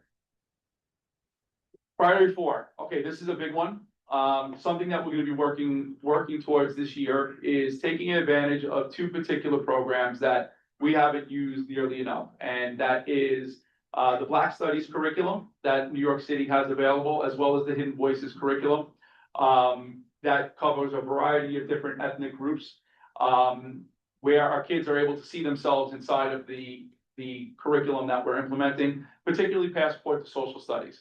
So we're starting with grades 4 and 7. Goal is to implement at least 3 different opportunities throughout the year where we're integrating some of these resources into our social studies curriculum, but also to then gather some feedback from our kids around, do we actually see that present in our classrooms? So there are multiple facets to this, but the goal is to really create that culturally responsive curriculum that we want to make sure that our kids have access to every day. Civics for All, that one's going to continue the way that we had in past years. We've made a lot of strides with the Civics for All work. Take Action projects have been really taking off. The Project Soapbox has been really taking off as well. And the goal is to get to a point where we have 100% of our 8th graders earning a point to the Seal for Civic Readiness. Very much aligned with New York Inspires and a Portrait of a Graduate. Really want this to become something that we can really put a stamp on, that this is something that District 25 does really, really well. I think it will serve our kids really well for their future in high school and beyond. And then lastly, Safer College. Goal is to get to 80%, everyone. We did not come close to that. We got to 46% this year. We were about 2% below our goal of 49%. One thing that everyone should know, and this is really, really awesome that the city's been able to do this. They have now shifted kindergarten to all kindergarteners having access to $1,000 in their account. That's not across all grades. They're starting this again, starting in kindergarten. $1,000 by activating their account for college and career preparation, which I think is fantastic. So I think the window usually opens in January. Jenny, are you still there in January? Yeah. Incoming kindergarten families are able to activate their account in January. in January. So, you know, and I know there's always a lot of reasons why we might not want to, but I feel like $1,000 that's a lot of money to not take advantage of as a parent. So I want to put that out there for you guys too, and wherever we can communicate that, if they're not sure, if they have questions, they don't know why, is this safe, is it this, is it that? Ask us and we'll get them the information so that people can feel comfortable about it. And that's often the feedback we receive is, yes, but I don't feel comfortable. Where is this information really going? Is it going to impact my ability to get financial aid for my child when they get to college level? And all of those things come up. And we want to be able to support anyone with the information. But this is really, really a great opportunity, especially for our kindergartners, but likewise for our kids in 1st through 5th grade, that they start with $100 in their account and then get bonuses of $25 for doing other tasks. So it's a great opportunity in my opinion, and I'm hoping that more people take advantage. Yeah. Do we know which schools have like higher activations and fewer activations? Yes, so we have 3 schools that manage to get over 80% of their children with their 4th graders anyway, with active accounts. So we do know. So to me, the thing that is the most important with this is personal communication. It's, you know, getting on the phone, making sure that someone feels comfortable. We're able to build trust with our families. Schools do have trust, but when it comes to this, there's a little bit of that uneasiness, right? So it's about making sure that we have that constant communication. We've had a couple of schools in the 70s, many of our schools in the 60s, and then we have a few that even go further down the line. And what I found is that personal communication, we have actually did a whole walk was a run or a combination of either walk or run, where the fundraising actually contributed to go right into the accounts with New York City Kids Rise. You know, so there are other ways to even augment the money that's in there. It's just about making sure that everyone feels confident that what they do there is not going to impact them in any negative way in the future. And those schools had like workshops and stuff specifically to go through how to do it, like what the benefit is, answer any questions that people had, and I don't know if that helped to drive more activations or not. Yes. There's more that could be done. So in April and May this year, we saw a significant change just because of the attention we were paying to it. But even at that, it was only another 10% change. It wasn't a drastic difference. But 10% was big just in 2 months. If we can do that over time, once we get to 80, we're good. You know, in the sense of meeting the goal. That's hard. We're always gonna have that plus or minus. You know, some families are just not interested, and they've told us that. And for me, we have to respect that space. If they don't want it, they don't want it. That's every individual parent's choice. My goal, as I said all of last year, is that I just want to make sure everyone's aware of what it is and then make an informed choice rather than one that is based on what we presume to be true. Yeah. Okay, anyway. That's that. We want to make sure that families will continue to be informed. We will continue to raise awareness at the district level. We will have events throughout the year where we will include a safer college kind of table so that if anyone needs to know, we will make sure that we piggyback all of our work on that. But would also love to continue to bring our kids to CEC meetings to share their projects, to share what their soapbox speeches were, so that we are really endorsing their work as activists in their own schools. Priority 5, we have attendance. Attendance. This one, guys, is so important. Some of our schools do experience really, really high chronic absenteeism rates. And when we get to a point of 20% chronic absenteeism rates, it is quite a challenge for kids to keep up. This will continue to be a goal. One of the things that you may hear throughout the year, and we'll talk more about it, Austin from our team will be leading this, but a Success Mentors attendance plan is something that we are piloting across a number of schools with really high chronic absenteeism rates, so that we can make sure that the families and the kids are receiving the attention that they need to feel really great about coming to school every day. So that is on the docket, but the goal is to reach that reduction rate. We were great from September through late November. Then December came and we no longer were meeting the goals. We were meeting every single subgroup through November. After November, we started to see a steady decline over the course of the next 4 months of the winter. And it really, really impacted the number of kids that were chronically out. And having said that, that means we're still 3 in the city in terms of overall attendance rates and chronic absenteeism rates, so we do very well comparatively, but this is something we're still gonna continue to focus on. Okay, arts funding, and this will be quick. Based on feedback that you guys received, I saw school level residencies was an area that was identified as a need. Community-based events was also an area that was identified as a need. Broadway show tickets is an area that was identified as a need. And there was also a couple of things in terms of doing like more individualized, a small group, but that becomes a little bit harder because it's only $80,000. It's not a lot of money. While it sounds like it's a lot, once you do a couple of residencies, most of those funds wind up getting soaked up. So I connected with Flushing Town Hall, Arts Connection, Studio in a School, and Together in Dance. What I created was a form for all of our schools to create an application.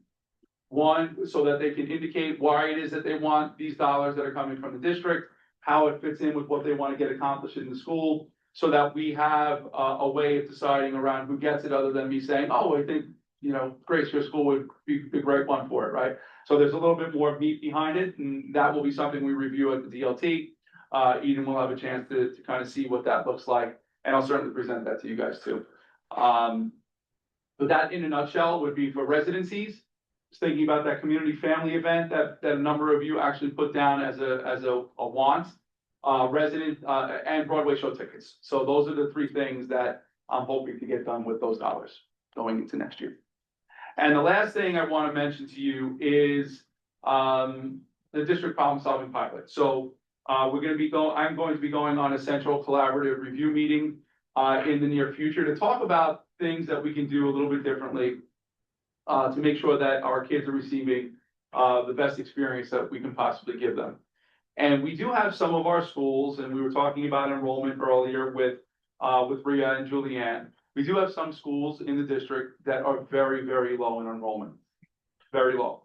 And part of the conversation we're going to be having with this particular group, which is made up of Eden, Veronica from the President of President's Council, Jamie, who is the DPAC president.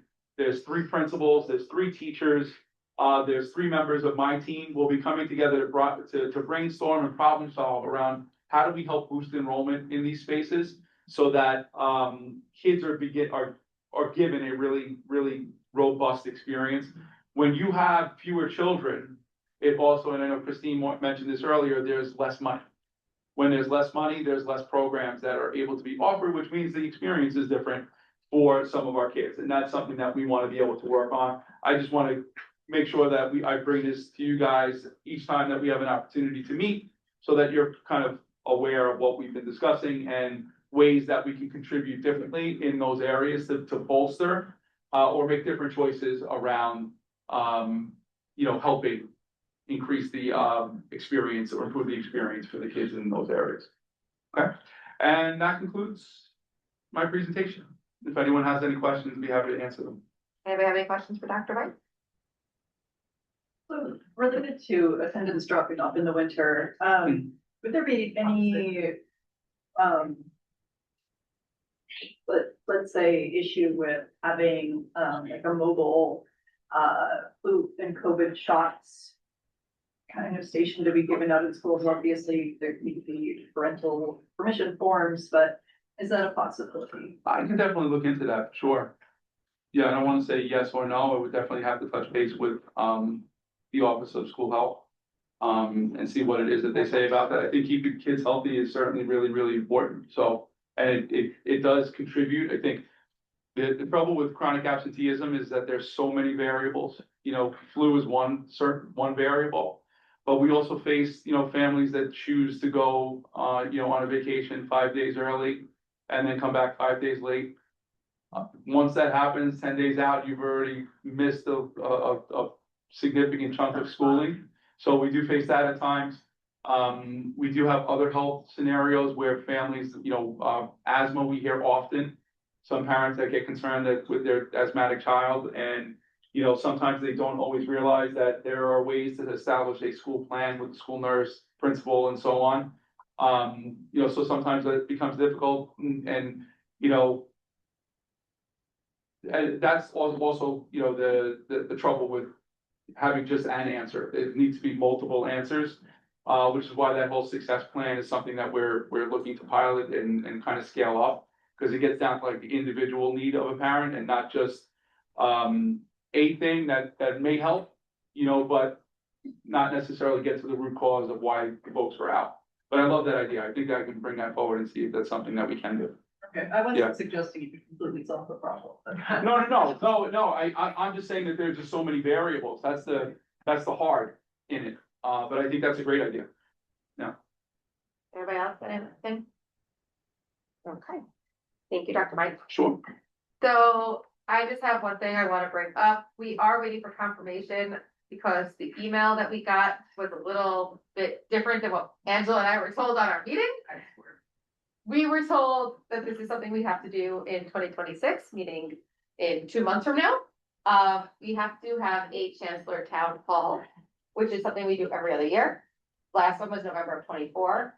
Most of you guys were not here for that. Shirley knows what we go through. It's big undertaking of planning, making sure we have the right school, making sure if there's gonna be any presentations, if there's anything we want people to give out that day.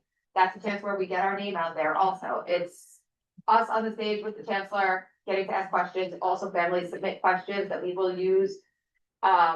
We had a certain amount of time to really engage and have that conversation. So right now, the 2 dates that we were given are Tuesday, October 13th or Monday, October 26th. So obviously this will be separate from our monthly meeting. Which I know is a lot to add to people's calendar. I was not happy with the dates. I was trying to aim for November, December to give us a little bit more time to plan. We did find that that was more beneficial. If we can't come to a common ground on a date, that will work for everybody, I can go back to Helena and we can talk about it more, but these are the dates she was given. So take some time, look at it, message me this week in our group chat. Can you repeat the date? October 13th, which is a Tuesday, or October 26th, which is a Monday. But the email we got said 2027, but it's probably not. 2027 is probably 2026. Because from what Angela and I, we jumped on that call with Helena where she wanted to go over the stuff, related to bylaws, and she said it was for this year. So I think she had a typo in the email, but we're just waiting for confirmation. She's out of the country right now. But if you guys can just text me which of those dates would be better for everyone throughout the week, this way I can start kind of piecing that together. And I did ask Dr. Yes, in email, just ignore the 2027 part for now. Yeah, you can just reply all to the email with which date works best for you. And then I've asked Dr. Mike to see if he can identify a school that might be. That's our go-to for everything. And is this like an evening meeting or? Yes. We need to do a poll on one of the reply alls, just to cut down on our inbox load. Sorry? Are we do a doodle poll other than, reply all polls? Whatever works best for you then. Love Doodle. I don't know how to use it. Doodle, so. I never used it. Yeah. Never Love used Doodle. it. What about 499? We haven't been there in a while. They have a larger space. They have a beautiful auditorium. I know when I first started on the council, we did something there. I think it was the board ceremony or something. Yeah, I'm not opposed to anything. I mean, I just want to give like a school a chance that we haven't been to in a while, like 185, we've been doing a lot at 184, we've been doing a lot at. So I want to try to find a different school. I don't know if Bell Academy is on the other side. I don't know how like people get there, like. Cause we were talking about getting towards like the Flushing community and stuff like that. It's open for parents to come, things like that also. So, some like ideas. But yeah, I asked Dr. Mike to start getting some feelers and give us some ideas. no problem. I have not used Doodle poll. I will see what I can come up with for you guys to get me answers, but we'll go from there. That was all I had for my report right now. Does anybody have anything for public speaking? Anybody online have anything?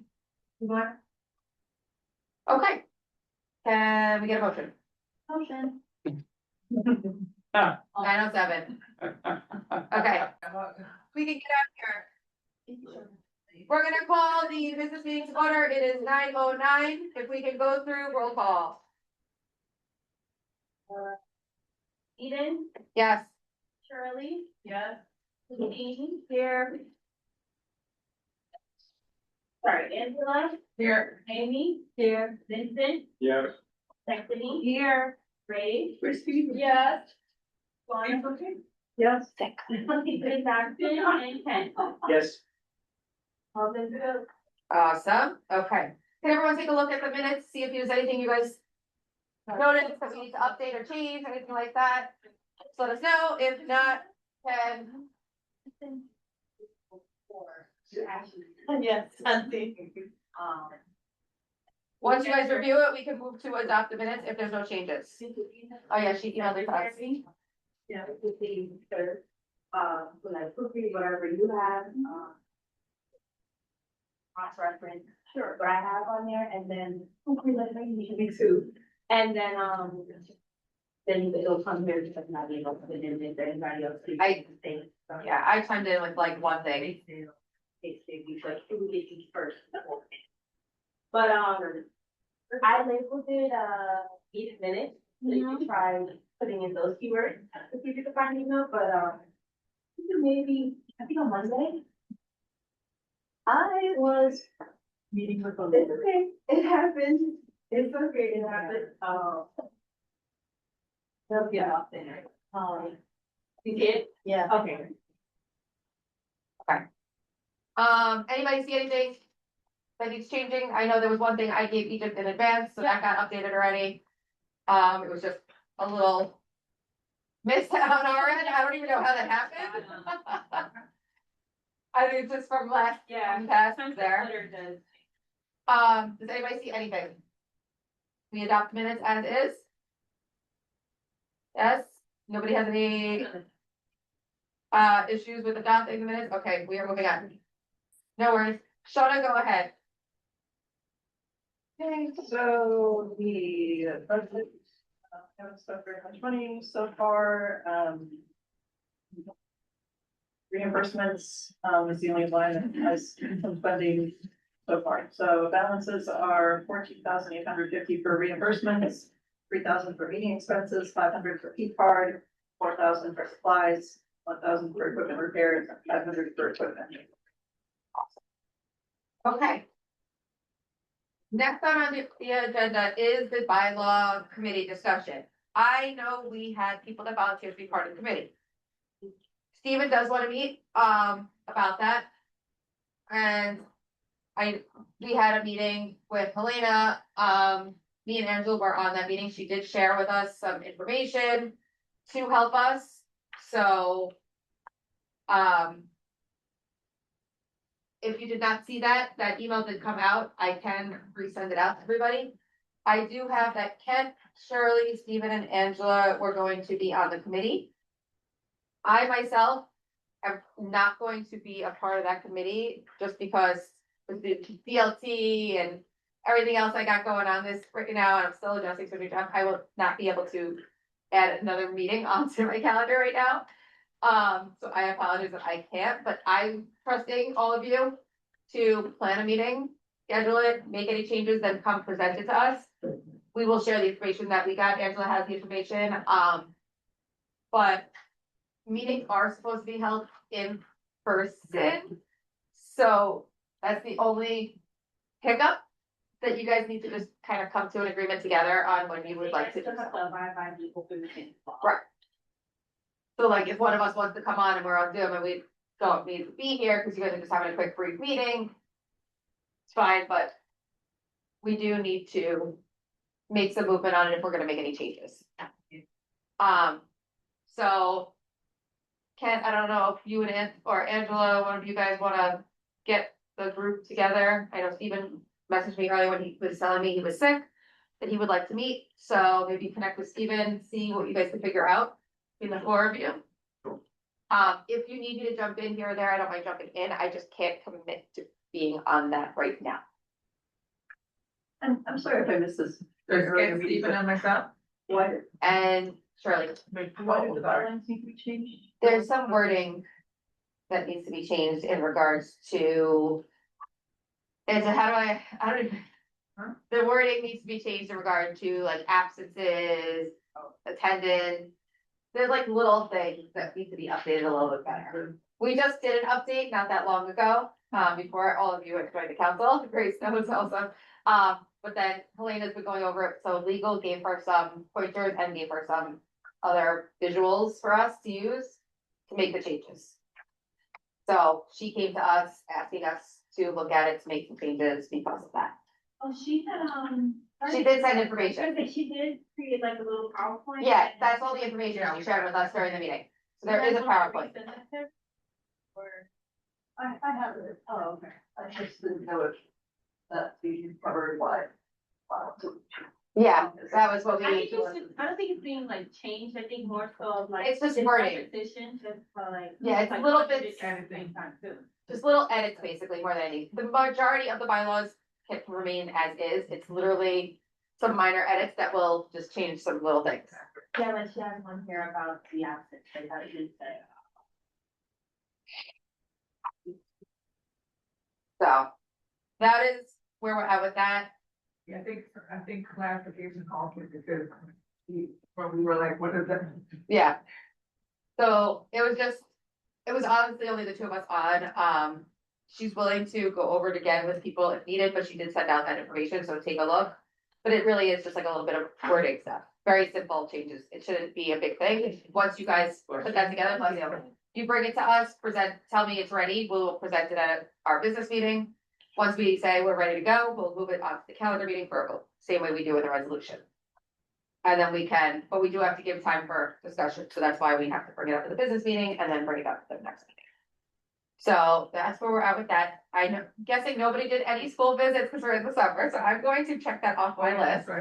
If you guys went visiting, great, but I doubt that was going on right now. But now moving on, we do have another resolution that is being proposed by Angela. So Angela, if you want to speak on that real quick. Thanks for making that done. Okay, so the city council on English language learners. Oh, you don't have to read the whole thing for this part. You could just, that's when we do like the vote. Just give us like a rundown, and then we'll go through whether we're gonna put it on the agenda for next month. So you want me to just give a rundown of what it's about? The basic, yeah. Okay, so I changed the language, so it's not directed, and it's more soft, softer. I put the dates in chronological order. And I added some whereas and, be further resolved. What is so can you clarify for everybody what the resolution actually is focusing on? Angela? Yeah.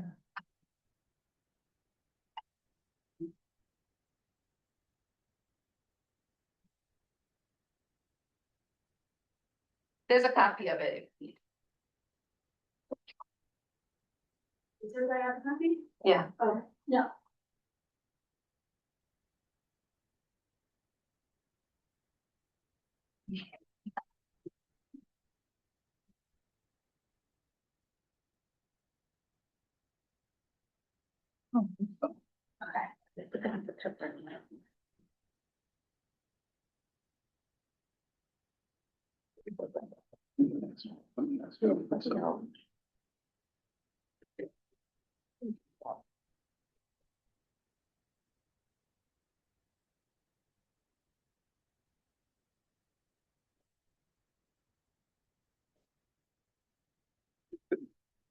Angela, you okay? Yeah.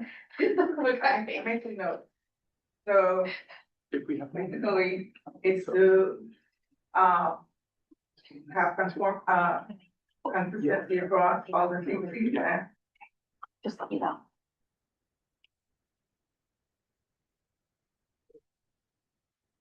I think she was waiting for you to change it first. no, she's speaking. Oh, yes, that's it. You're good. She's waiting. Okay, so it's basically providing consistency across all CCs, CSAL, CC, HS, and it's addressing the differences in eligibility requirements. Also wanted to make the process easier to understand and and expand opportunities for qualified parents to participate.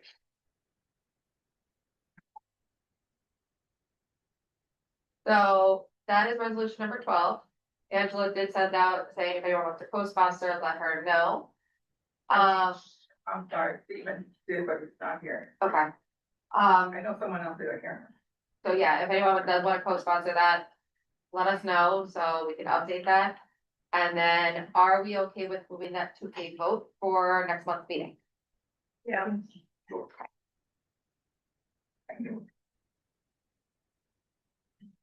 Okay. Thank you, Angela. Okay, so last thing for the night is planning for next month.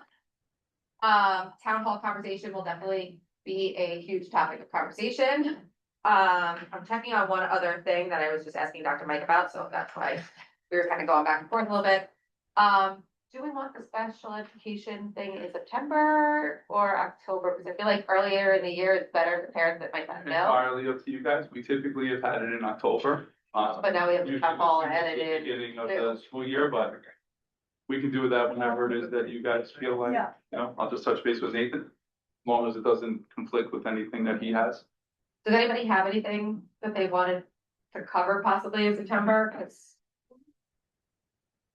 There's something in it about C4E, but we did it already, so I don't know why I would say like that we're supposed to do it in September. When does So the we're middle check- school, admission opens? Middle school. The admissions process, usually not until October. Lewis, if you're still on, when, let me see if you're still there. could somebody maybe come talk about that in September in preparation for it? We can ask Nicole to come. Yeah, and also, Yeah. when is the specialized high school exam? It's also October, right? I believe.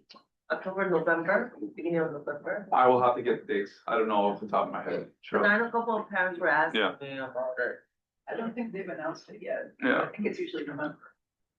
Like, Okay. beginning of November or something. So let's work on something for our middle school admission process, because I know that that's definitely gonna come up very quick. Yeah. I know I'm gonna be going through that this year. I'm sure other people are as well. Very interesting, by the way. Yeah, I'm not looking forward to going through it. Oh, I'm not gonna cry. I just don't, I'm just, I hate doing application processes and all that stuff. Is there anything else anyone wants to throw on? You plan something for the October meeting? Not yet. We're planning September for I that. don't know about the meeting that you are, see if we can attend on October 16 or 26. We're gonna talk about that next month also, the town hall. Kalina comes back this month on 13th, so she can just confirm like right. Yeah, as soon as she gets back, I'll get confirmation. Okay. And then I'll know for sure, and then September, we'll definitely be discussing it. Okay. So by then, Dr. Michael let me know about a school. We'll have figured out which date is more conducive to the group. And I'm actually surprised that we want to do it that quickly, only because you guys have to develop your questions, all that stuff, but. and like the whole thing doesn't add up. Do we have last? I do have some stuff. question? I do have stuff, yeah. I have a bag with all my stuff from the last couple of years over there. But in the meantime, we'll start planning, but it is kind of quick notice. I mean, Compared to what we've had in the we'll get past. Schools, Yeah. school will be ready and all that stuff. So Dr. Michael will work on getting us a school in the meantime, just in case it is that quick. If we are able to push it back, we'll push it back. Anything else, anybody else to bring up for the next month's meeting? Okay, my bylaw committee, do you guys want to try to meet before next month's meeting and present anything next month? Or do you guys think you need a little bit extra time? What do you think? We have to talk about it when we get all together, because since it's in person. That means Yeah, and we if you gotta guys come- decide to do it in person, you just gotta live in Egypt notice so that she can. Because we can't do a serve hybrid, whatever. Letting everybody know. we can't do a hybrid, so No, we have yeah. to also, Have to come over here or Yeah. anywhere? most No, it has to be in person. I mean, in person in this location, no. I'm Somewhere else. It doesn't necessarily have to be, but it doesn't have to be necessarily at Lynn, Yeah. you can have. You have to have it available for people to join. It's gotta be available to the public to view. yeah.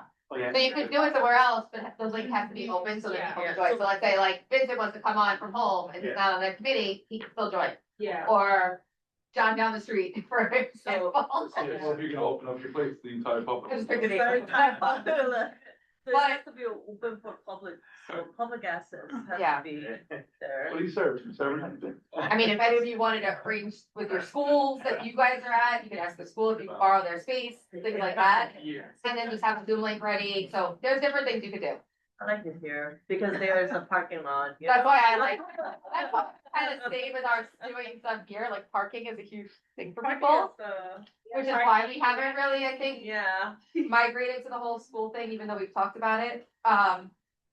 We can continue talking about meeting engagement more next month. I know that was something we wanted to talk about more, but I wanted to try to limit the time, so if anyone wants to start thinking of different like contest ideas or events, things like that that you guys brought up, or even the highlighting of a school. I definitely want to do writing contest.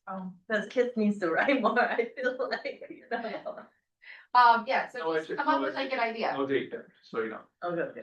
So come up with some ideas, bring that to the September meeting, so I will put that topic on again. So this way we can actually kind of make a game plan of like things we wanna do. Us to get her first out there. Right, and to get more people coming to stuff, because we won't have soapbox features for a while, so until soapbox features start, we wanna engage kids Yeah. and parents other ways.